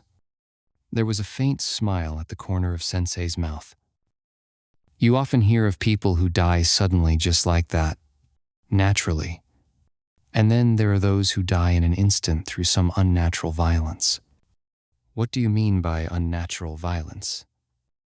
I'm not entirely sure myself, but people who commit suicide, for instance, all resort to some form of unnatural violence. Then being murdered is also thanks to unnatural violence, isn't it? Yes, indeed. Though the victim never expects it. Now that you mention it, that's quite true. That day, I took my leave after this exchange. Even after returning home, I didn't find myself excessively worried about my father's illness. The term Sensei had used, dying naturally, dying by unnatural violence, left only a fleeting impression, quickly forgotten. What did linger was the realization that I must finally begin, in earnest, the graduation thesis I had started and abandoned several times. 25. I was scheduled to graduate in June that year, so I had no choice but to complete my thesis by the end of April, as per university regulations. When I counted the remaining days on my fingers, February, March, April, I began to doubt my own nerve. While others had been diligently gathering materials and compiling notes for some time, looking busy even from the outside, I had yet to make a start. All I had was the resolve that, once the new year came, I would tackle the task earnestly. With that resolve alone, I set to work, and immediately, I found myself stuck. Until then, I had entertained grand notions, thinking I had the rough framework already built in my mind. But now, with my head in my hands, I found myself struggling. So, I scaled down the scope of my thesis. To avoid the trouble of systematically organizing well-developed ideas, I decided simply to compile materials from books and append a suitable conclusion to them. The topic I had chosen was closely related to Sensei's field of expertise. When I had once asked for his opinion on my choice, Sensei had said, "That's fine."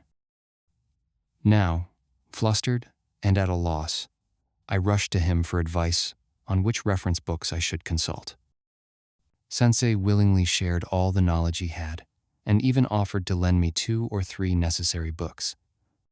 However, he made no attempt to take on the role of guiding me through the work. "I haven't been reading much lately, so I'm not up to date. You should probably ask your professors at school instead." I remembered then how Sensei's wife had once told me that though he had been an avid reader in the past, he had, for some reason, lost much of his interest in books. Setting my thesis aside for a moment, I asked him casually, "Why is it, Sensei, that you no longer find books as interesting as you once did?" "There's no particular reason. I suppose it's because I've come to realize that no matter how much you read, it doesn't necessarily make you a better person. Also, is there another reason?" "It's not much of a reason, but in the past, I used to feel ashamed when I didn't know something in front of others, or when people would ask me questions. Nowadays, not knowing doesn't seem to be such a shame anymore. That's probably why I've lost the energy to force myself to read. In short, I've grown old." Sensei's words were calm. They lacked the bitterness of someone turning his back on the world, so they left little impression on me. I neither thought of Sensei as old, nor was I particularly impressed by his reasoning. I left his house without much feeling. From then on, I toiled over my thesis like a man possessed, my eyes red from the strain. I asked various friends who had graduated a year earlier about their experiences. One told me how he had rushed to the office in a rickshaw on the day of the deadline, barely making it in time. Another recounted how he had submitted his thesis 15 minutes late and was nearly turned away, only to be saved by the leniency of the department head. These stories made me anxious, but they also steeled my resolve. I sat at my desk each day, working until my energy was spent. When not writing, I would bury myself in the dim recesses of the library, scanning the spines of books on high shelves, as if I were a collector hunting for rare antiques. As the plum blossoms began to bloom, the cold wind gradually shifted southward. Soon after, whispers of cherry blossoms reached my ears. Yet I, like a draft horse, kept my eyes fixed straight ahead, lashed on by the burden of my thesis, until I finally completed it in late April, just as planned. I did not once step over Sensei's threshold. 26. It was early summer, when the fresh green leaves began to blur the branches from which the double cherry blossoms had already scattered, that I finally regained my freedom. Like a bird let out of its cage, I spread my wings wide under the open sky, drinking in the vast world at a glance. The first place I went was Sensei's house. Along the way, I was captivated by the budding karatachi hedges, their once black branches now sprouting vivid green shoots, and by the glossy brown leaves of the pomegranate trees gleaming softly in the sunlight. It all seemed as if I were seeing such things for the very first time. Sensei, seeing the joy on my face, greeted me with a smile. "So, your thesis is finished, is it? That's wonderful." "Thanks to your help, it's finally done. I have nothing left to do now," I replied. feeling as though I had completed every duty in life and could henceforth spend my days in leisure without guilt. I was filled with confidence and satisfaction toward the thesis I had written. Eagerly, I began to elaborate on its contents to Sensei. He responded with his usual, "I see," or "Is that so?" but offered no further commentary. I felt less disappointed than anticlimactic, but my spirits were so high that day that even Sensei's indifferent attitude could not dampen them. I was determined to draw Sensei out into the great rejuvenating nature. "Sensei, let's go for a walk. It feels wonderful outside." "Where to?" I didn't particularly care where. I simply wanted to take Sensei into the outskirts of town. An hour later, Sensei and I had successfully left the city behind and were aimlessly strolling through a quiet area, neither fully rural nor urban. I plucked a tender leaf from a hedge and fashioned it into a grass whistle, imitating a friend from Kagoshima who had taught me the trick. I was quite skilled at it and blew the whistle proudly. Sensei, however, turned his head away, pretending not to notice, and continued walking in silence. Before long, we came upon a gently sloping path shaded by a thick cluster of young greenery. A sign, affixed to the gatepost, indicated it was some sort of garden, not a private residence. Sensei gazed up the incline and said, "Shall we go in?" To which I immediately responded, "Looks like a plant nursery." We meandered through the planted rows, ascending gradually, until we reached a house on the left. Its sliding doors stood wide open, but inside was empty and still. Only a few large pots lined the eaves, within which goldfish swam lazily. "It's quiet. Do you think we can enter without asking?" "I'm sure it's fine." We ventured further inside, yet still saw no one. Clusters of azaleas bloomed vibrantly, their colors ablaze. Among them, Sensei pointed to a tall, reddish variety and remarked, "That must be a Kirishima azalea." Nearby, a small patch of peonies covered about 10 tsubo of ground, though none had yet come into bloom. Beside this peony field stood a weathered wooden bench. Sensei sprawled himself across it, lying in a starfish-like position. I sat on the edge, leisurely smoking a cigarette. Sensei gazed up at the translucent blue sky, while I lost myself in the varying shades of green that enveloped us. Looking closely, I noticed that every single leaf wore a distinct hue. Even among the same maple trees, not one branch bore identical shades. Just then, a gust of wind blew Sensei's hat off the tip of a slender cedar sapling where he had carelessly tossed it. 27. I immediately picked up the hat and, brushing off the patches of red dirt with my nails, called out to Sensei. "Sensei, your hat fell." "Thank you." Sensei half raised his body and took the hat from me, remaining in a posture that was neither quite sitting nor lying down. Then, in that same position, he suddenly asked me a strange question. "Out of the blue, but does your family have a considerable amount of wealth?" "Not so much that one could really call it considerable," I replied. "Roughly how much would you say?" "Forgive me for prying." "How much?" "Well, we have a bit of land, some fields and mountains, but as for money, we have practically none." It was the first time Sensei had asked me anything about my family's finances. On my part, I had never once inquired into Sensei's own circumstances. When I first got to know him, I had wondered how he could afford such a leisurely life. Even afterwards, that doubt never fully left me. Still, I always refrained from bringing up such a blunt question, thinking it would be impolite. Now, as my eyes, tired from gazing at the green of the young leaves, rested idly, my thoughts happened upon that very doubt once again. And what about you, Sensei? How much wealth do you have? Do I look like a wealthy man to you? Sensei was always dressed rather modestly. His household was small in number, and the house itself was by no means large. Yet, even to an outsider like me, it was clear that his lifestyle, while not luxurious, was far from the pinched and inflexible existence of the truly poor.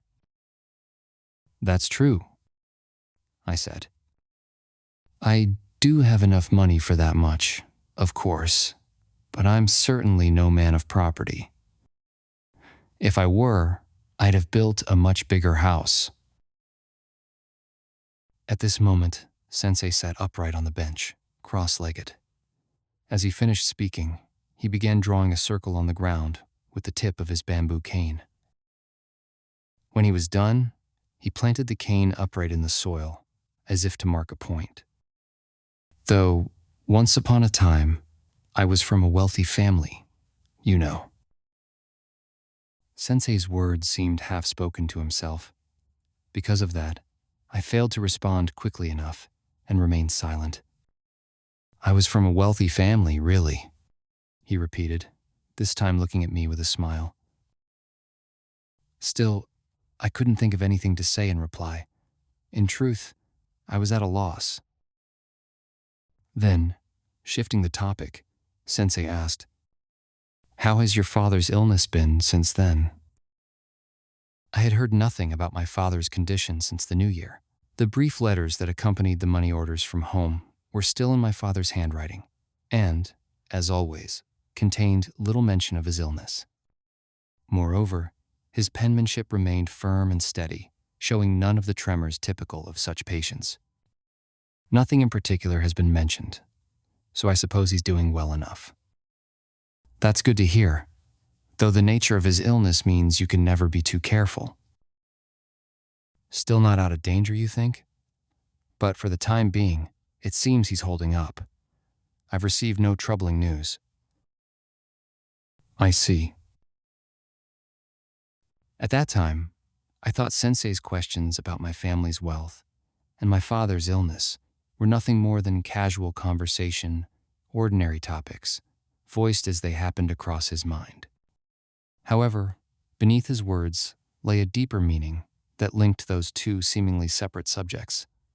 Given my lack of experience, I had no way of perceiving that connection. 28. If your family has any property, it would be wise to have matters settled properly while your father is still well, Sensei said. It may be none of my business, but you should make sure to receive what is rightfully yours while your father is alive. When the worst happens, the issue of inheritance always becomes the most troublesome. Yes, I replied, not paying much attention to his words. I believed firmly that neither I, nor my father, nor my mother harbored any such concerns within my household. Moreover, I was somewhat surprised that Sensei, of all people, would speak of such practical matters. However, my habitual respect for elders kept me silent. If my way of speaking, as though anticipating your father's death, offends you, I ask your forgiveness. But all people must die eventually. No matter how robust they appear, no one knows when death will come. Sensei's tone was unusually bitter. I'm not at all bothered by it, I said in my defense. How many siblings do you have? Sensei asked. He continued to inquire about the size of my family, whether we had any relatives, and even asked about my uncles and aunts. Finally, he asked, "Are they all good people?" I don't think there's anyone particularly bad among them. They're mostly country folk, after all. Why is it that country folk are not bad people? I struggled with this line of questioning. Yet, Sensei did not allow me the time to consider a reply. In fact, country folk can be even worse than city people. And when you say there aren't any particularly bad people among your relatives, are you implying that there exists a specific category of people called bad? There are no such neatly molded villains in this world. Everyone appears good on the surface. At least, everyone is an ordinary person. But in a critical moment, it is terrifying how suddenly one can turn into a villain. That's why one must never be off guard. Sensei's speech showed no sign of ending there. I was about to interject when suddenly a dog barked from behind us. Both Sensei and I turned around, startled. Near the cedar saplings planted beside the bench, a patch of dense dwarf bamboo covered about 3 tsubo of ground. From within that bamboo, a dog's face and back emerged as it barked furiously. Just then, a boy of about 10 came running up and scolded the dog. The boy, wearing a black cap with a badge on it, came around to face Sensei and bowed politely. "Uncle, was there no one home when you came in?" he asked. "No, no one was around," Sensei replied. "But my sister and mother were in the kitchen." "Is that so? I see."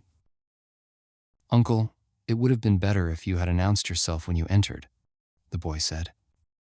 Sensei smiled wryly. He took out his purse and placed a 5-sen silver coin into the boy's hand. "Tell your mother I asked for a bit of rest here." The boy nodded with a clever sparkle in his eyes. "I'm acting as a scout leader right now," he said. With that, he dashed down through the azalea bushes. The dog, tail curled high, trotted after him.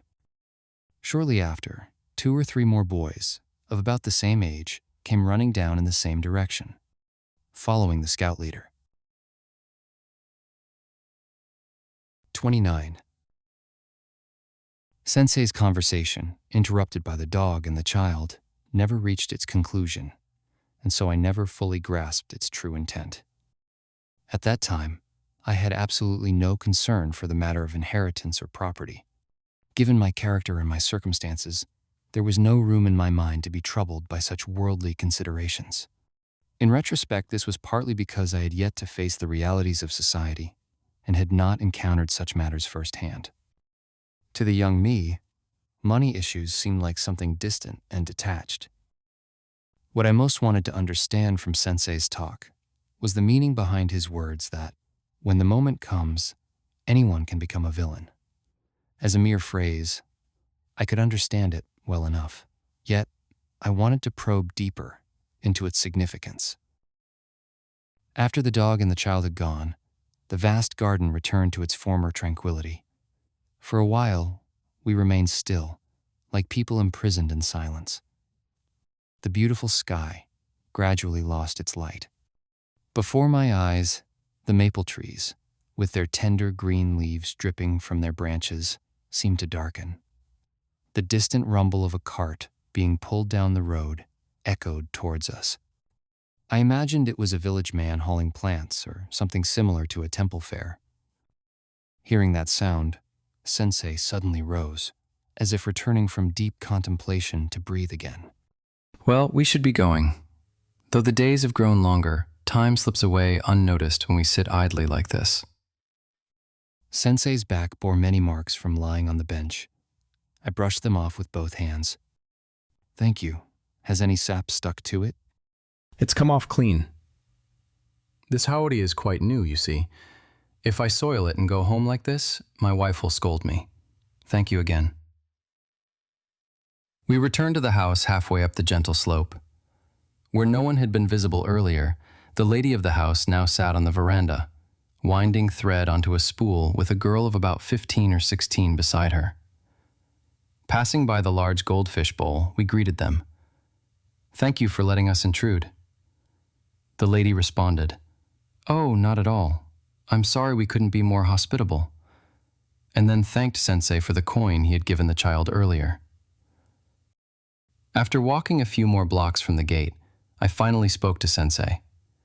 "Sensei, earlier you mentioned that anyone becomes a villain when the moment comes. What exactly did you mean by that?" There's no profound meaning to it, Sensei replied. It's simply a fact, not a matter of theory. I don't mind if it's a fact, but what I wanted to ask is, what do you mean by the moment comes? What sort of situation does that refer to? Sensei laughed, as if the right moment for a serious explanation had already passed, making it no longer worth the effort. Money, my boy.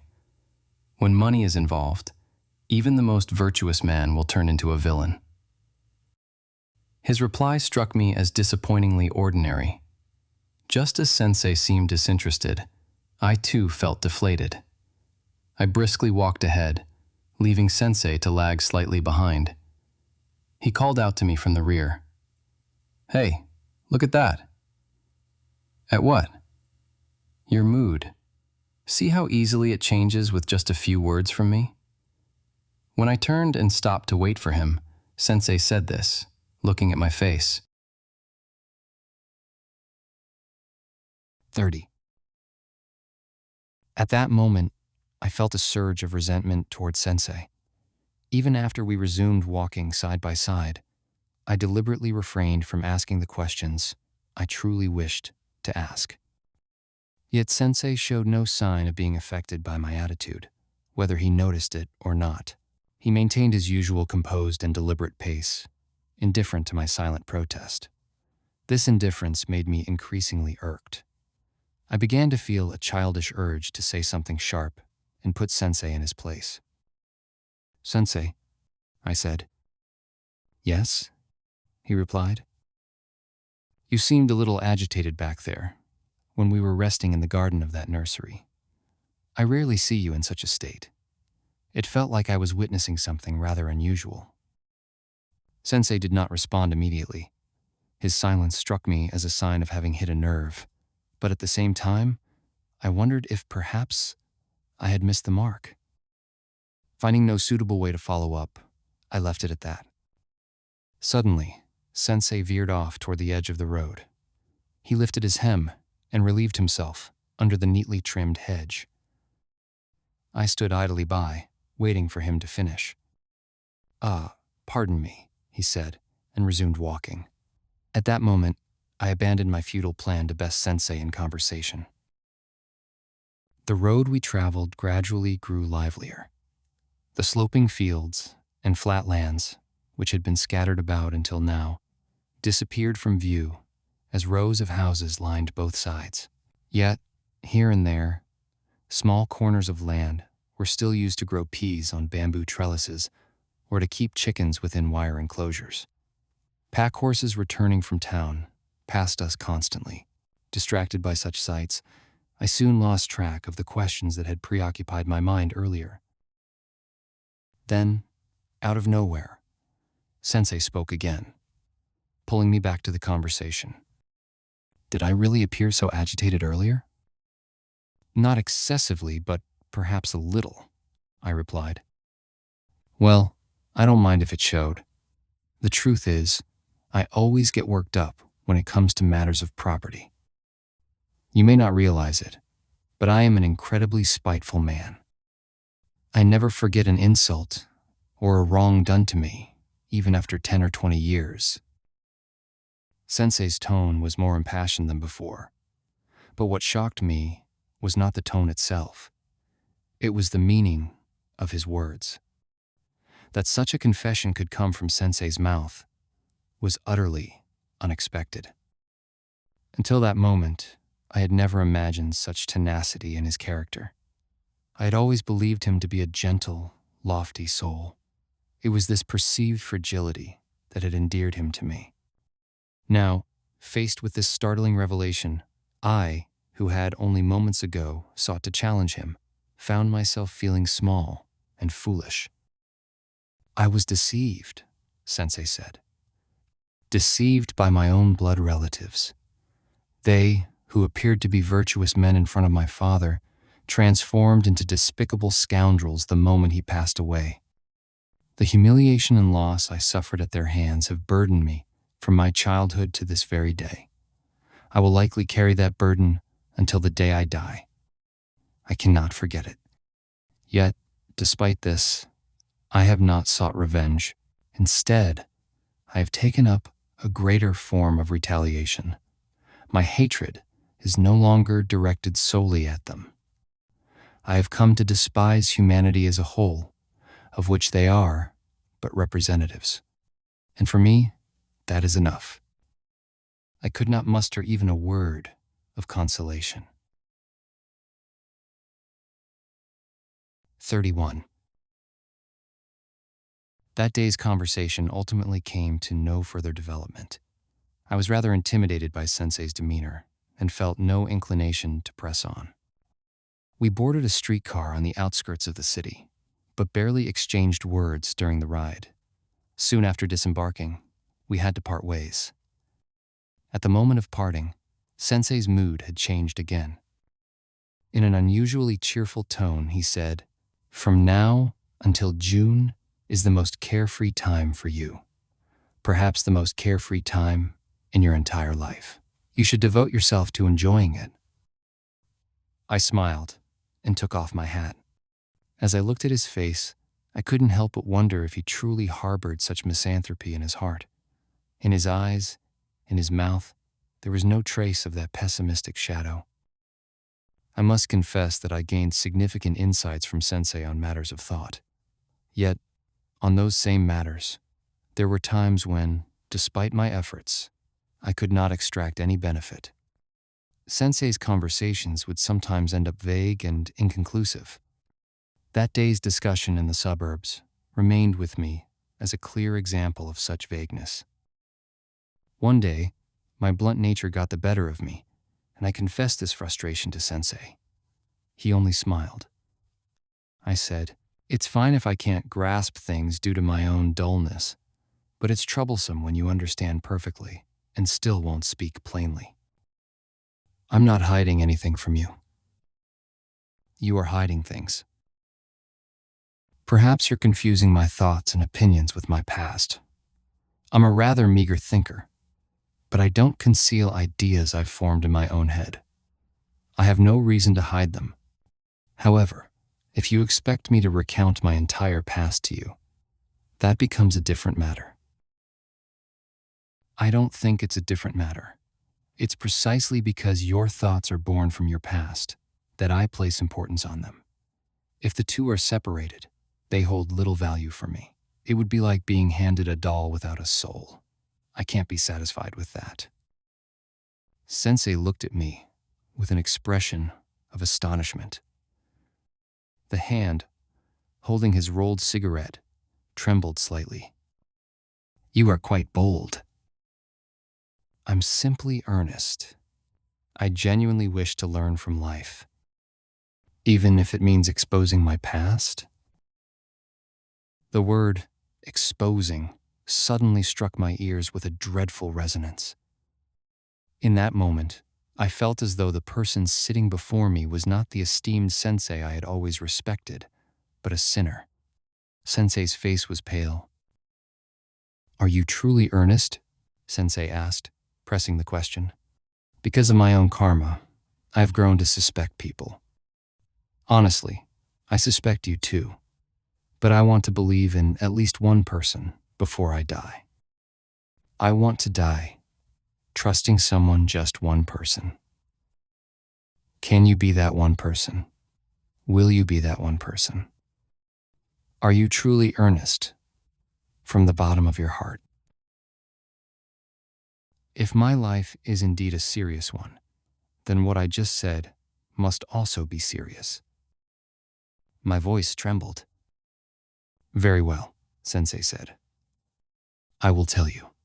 I will tell you everything about my past. On one condition." "No, never mind that. However, my past may not be as beneficial to you as you think. It might be better if you don't hear it. Moreover, now is not the time. Until the right moment comes, I will not speak of it. Please understand that." Even after returning to my lodging, I continued to feel a kind of oppressive weight on my chest. 32. My thesis which I had evaluated quite highly myself, apparently did not impress the professors to the same degree. Nevertheless, I passed as scheduled. On the day of the graduation ceremony, I pulled my old, musty winter suit out of the trunk and put it on. Standing in the assembly hall, I saw nothing but faces flushed with heat. My own body, sealed beneath the heavy woolen cloth that trapped the air, became unbearable. Before long, the handkerchief I held was soaked through. As soon as the ceremony ended, I returned home and stripped naked. I opened the window of my second-floor lodgings and gazed out at the world through the tube formed by my rolled-up diploma, as if it were a telescope. Then, I tossed that diploma onto my desk. Sprawling out in the middle of the room, arms and legs spread wide, I reflected on my past and imagined my future. Between these two, the diploma, which should have marked a milestone, struck me as both meaningful and meaningless at once, a strange piece of paper. That evening, I was invited to a dinner at Sensei's house. This had been an arrangement from long ago. When I graduated, I was to forego any other engagement and spend the evening at Sensei's table. As promised, the table was set near the veranda in the sitting room. A thick, stiffly starched tablecloth with an elegant woven pattern gleamed clean and fresh under the electric light. At Sensei's house, whenever a meal was served, chopsticks and bowls were always placed on white linen, as if in a Western restaurant. And that linen was invariably freshly laundered and immaculately white. It's the same with collars and cuffs. If you're going to use something dirty, you might as well start with a color to hide it. But if it's white, it has to be perfectly white. Hearing this, I was convinced. Sensei was indeed a man of fastidious cleanliness. His study was always impeccably organized.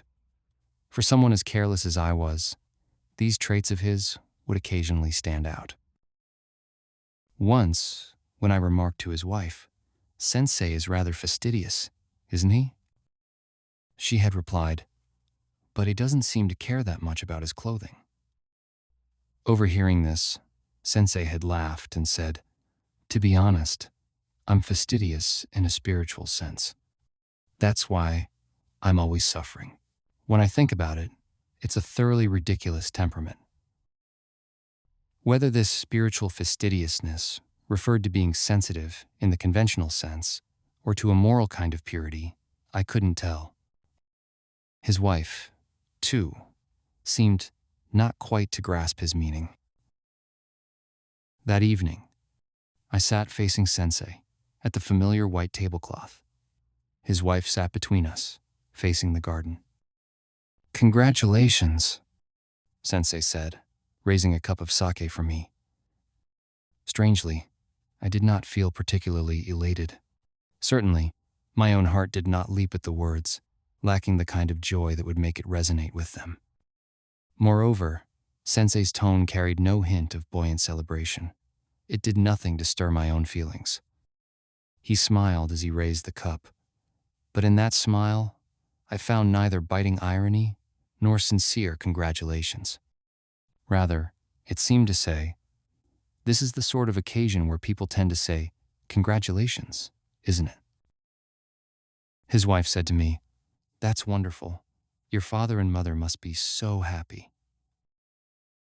Her words suddenly made me think of my ailing father. I found myself wanting to take that diploma home as soon as possible to show him. "What did you do with your diploma, Sensei?" I asked. "Where did I put it, I wonder? It must be somewhere, right?" Sensei turned to ask his wife. "Yes, I believe we have it stored somewhere," she replied. Neither of them seemed to know exactly where it was. 33. When it was time to eat, the maid sitting nearby was sent away, and Sensei's wife personally took charge of serving. This seemed to be the custom in Sensei's household when entertaining informal guests. At first, I had found this arrangement rather awkward, but as my visits grew more frequent, it became quite natural to hand my rice bowl over to her. Tea?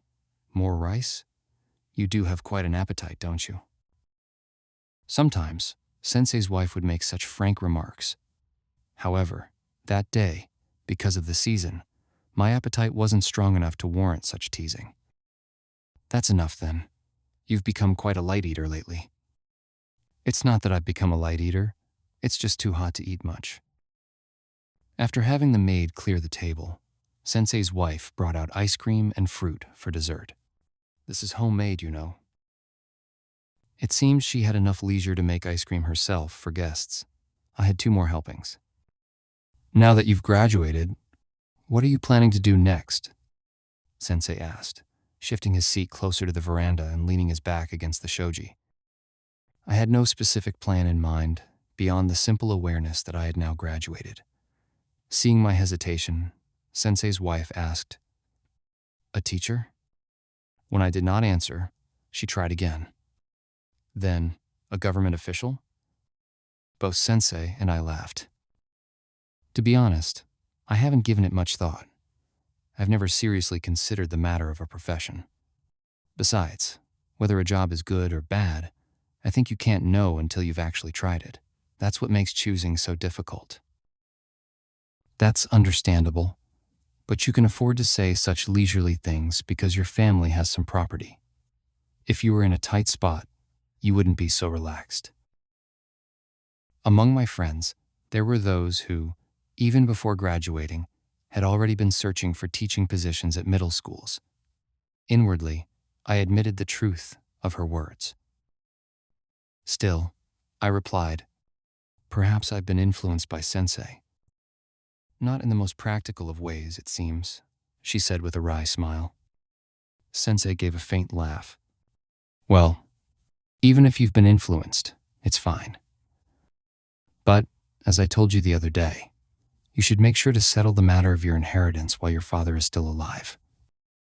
Otherwise, you'll regret it. Never be too trusting." His words made me recall that afternoon in early May, when we had sat together in the back garden of the suburban nursery, surrounded by blooming azaleas. On the way back, Sensei had spoken to me with an unusual intensity, words so strong they bordered on the grim. Yet, not knowing the full story, they had not entirely penetrated my understanding. "Madam, does your family have a considerable fortune?" I asked. "Why do you want to know that?" she replied. "Because Sensei won't tell me." Laughing, she turned to look at Sensei. "There's probably not enough to be worth telling. But I'd like to know, at least for reference, when I go home and negotiate with my father, how much would be needed to live as Sensei does." Sensei, facing the garden, calmly exhaled smoke from his cigarette. Naturally, it was his wife who had to answer. "Not so much, really. Just enough to manage, somehow, living like this. But that aside, you really ought to start doing something, you know. You can't go on idling around like Sensei." "I'm not idling around all the time," Sensei interjected, turning his face slightly to deny her words. 34. That night, I took my leave of Sensei's home after 10 o'clock. I was scheduled to return to my hometown in a few days, so before standing up, I offered a few parting words. "I won't be seeing you for a while. You'll be back by September, won't you?" Having already graduated, there was no absolute need for me to return to Tokyo by September. Still, I had no intention of coming back during the peak of summer in August. For me, there was no pressing matter of finding a position that demanded my immediate return. Well, probably around September. Then take care. We might go somewhere this summer, you know. It's bound to get very hot. If we do, I'll send you a picture postcard. Do you have a destination in mind, if you were to go? Sensei listened to this exchange with a faint smile. Nothing has been decided yet, not whether we'll go, nor where. As I was about to leave, Sensei suddenly caught my attention. By the way, how's your father's illness? I honestly knew very little about my father's condition. Since I hadn't heard anything specific, I assumed he wasn't doing any worse. That's not an illness you should take so lightly. Once uremia sets in, it's over, you know? I didn't even understand what uremia meant. When I had seen the doctor back home during the last winter break, no such technical term had been mentioned. Really, you must take good care of him, Sensei's wife added. Once the toxins reach the brain, that's it, you know? This isn't something to laugh about. Though inexperienced and somewhat uneasy, I gave a nervous smile. They say it's an incurable disease anyway, so worrying too much won't help. Well, if you can resign yourself to that, there's nothing more to be said, she replied. But her tone turned somber, as if recalling her own mother, who had died of the same illness. She lowered her gaze, and I, too, began to genuinely pity my father's fate. Then, unexpectedly, Sensei turned to his wife. Shizu, do you think you'll die before I do? Why? No particular reason. I'm just wondering. Or perhaps I'll be the one to go first. Generally speaking, the husband dies before the wife, and she's left behind. That seems to be the common way of things. Well, it's not an absolute rule, but men are usually older, so, by that logic, I'd be the one to go first, right? That means I'm destined to leave before you. You're an exception. Is that so? Yes, because you're so healthy. You hardly ever get sick. No matter what, I'm sure I'll go before you. You think so? I'm sure of it. Sensei glanced at me, and I smiled. But let's say I do go first. What would you do then? What would I do? His wife faltered at the question. For a brief moment, the imagined grief of losing Sensei seemed to touch her heart. But when she raised her face again, she had already composed herself. What would I do? There's nothing to be done, is there? Life and death are uncertain, after all. She deliberately turned to me and made this sound like a jest, though her smile seemed tinged with something deeper.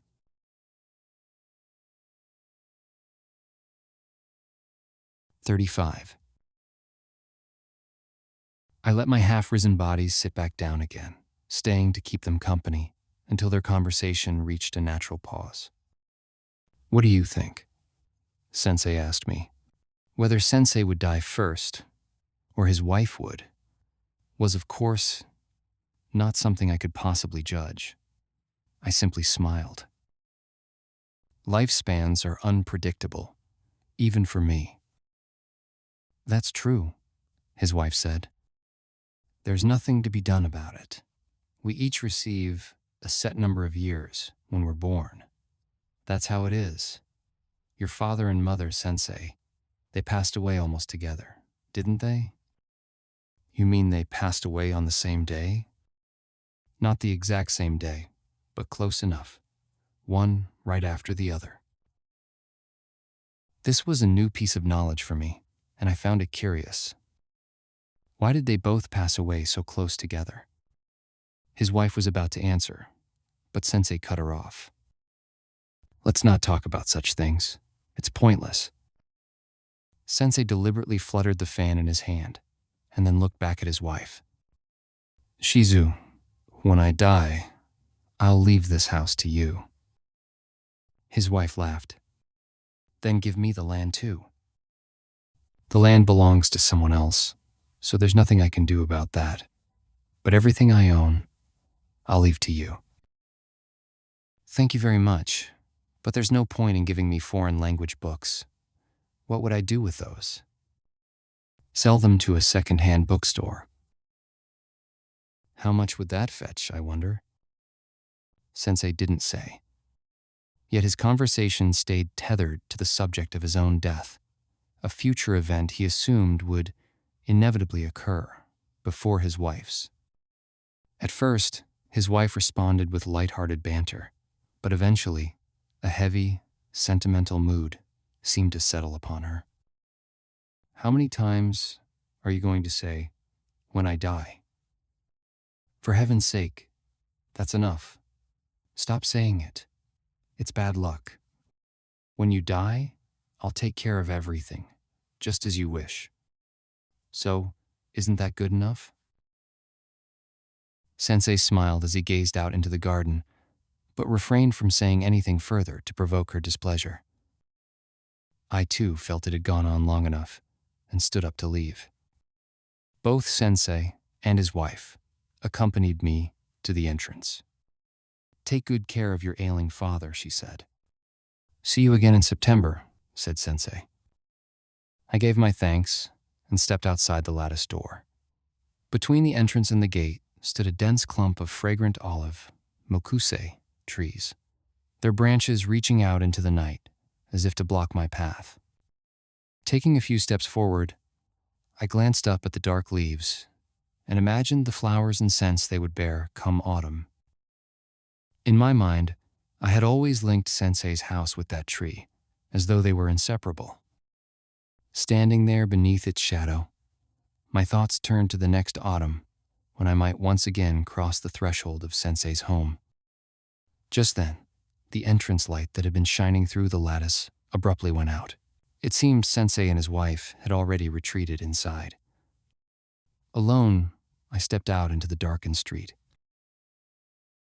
I didn't return to my boarding house right away. There were some errands to run before I returned to my hometown, and my full stomach craved a little time to settle. So I headed toward the bustling streets. The town was still lively in the early evening, filled with aimless men and women milling about. Amidst the crowd, I ran into an acquaintance who had graduated with me that very day. He dragged me into a tavern, where I listened to his frothy enthusiasm bubble over like beer foam. I didn't make it back to my boarding house until after midnight. 36. The next day, despite the heat, I went about the city gathering the requested purchases. What had seemed like nothing when I'd read the letters became a tedious chore once I set out. Sitting on the tram, wiping the sweat from my face, I couldn't help but resent those country folk who had no sense of the trouble or time they were imposing on others. I had no intention of spending the entire summer idly. I had already drawn up a schedule for my time back home, and in order to fulfill it, I needed to acquire certain books. I had resigned myself to wasting half a day on the second floor of Maruzen. Standing before the shelves related to my field, I inspected each book one by one, from corner to corner. The most troublesome item I had to buy was a woman's Haneri collar. When I asked the shop boy, he brought out an endless assortment, but when it came to actually choosing one, I was hopelessly lost. The prices were also wildly inconsistent. Things I expected to be cheap turned out to be expensive, and things I assumed were costly were surprisingly affordable. Sometimes, no matter how carefully I compared them, I couldn't understand what accounted for the price differences. I was utterly at a loss. I regretted not having asked Sensei's wife for help. I also bought a suitcase. Of course, it was nothing more than a cheap, locally made product, but with its shiny metal fittings, it was intimidating enough for country folks. This purchase had been at my mother's request. She had specifically written to tell me to buy a new suitcase after graduation and pack all the souvenirs into it to bring home. When I read that line, I laughed. It wasn't that I didn't understand her reasoning. Rather, the way she phrased it struck me as comical. As I had told Sensei and his wife during my farewell visit, I departed Tokyo on the third day after that, taking the train back to my hometown. Despite all the warnings Sensei had given me about my father's illness that past winter, I, who should have been most concerned, found myself surprisingly unconcerned. Instead, it was my mother, left behind after my father's passing, who stirred my feelings of pity. Somewhere in my heart, I had already resigned myself to my father's inevitable death. In a letter to my brother in Kyushu, I had written that there was little hope of our father regaining his former health. I even suggested that, work obligations permitting, he should try to come home that summer to see our father one last time. I had gone so far as to use sentimental phrases, saying how lonely it must be for our elderly parents to be alone in the countryside, and how it was a shame for us as their children. I had written honestly what came to mind, but after sending the letter, my feelings shifted. This contradiction weighed on my mind as I sat in the train. The more I thought about it, the more I began to see myself as a fickle and frivolous person. It made me uncomfortable. My thoughts then turned again to Sensei and his wife, particularly to the conversation we had during the dinner I was invited to just a few days before. Which of us will die first? I wonder. I replayed in my mind the question that arose between Sensei and his wife that evening. And yet, I realized, no one could answer such a question with any certainty. Still, I wondered, if it were known with certainty who would die first, how would Sensei react? How would his wife react? I concluded that, even then, there would be nothing they could do but maintain the same demeanor they had now, just as I, facing my father's inevitable death back home, could do nothing. I was struck by the frailty of human beings. The futility of the innate fickleness of human nature seemed, at that moment, painfully clear to me.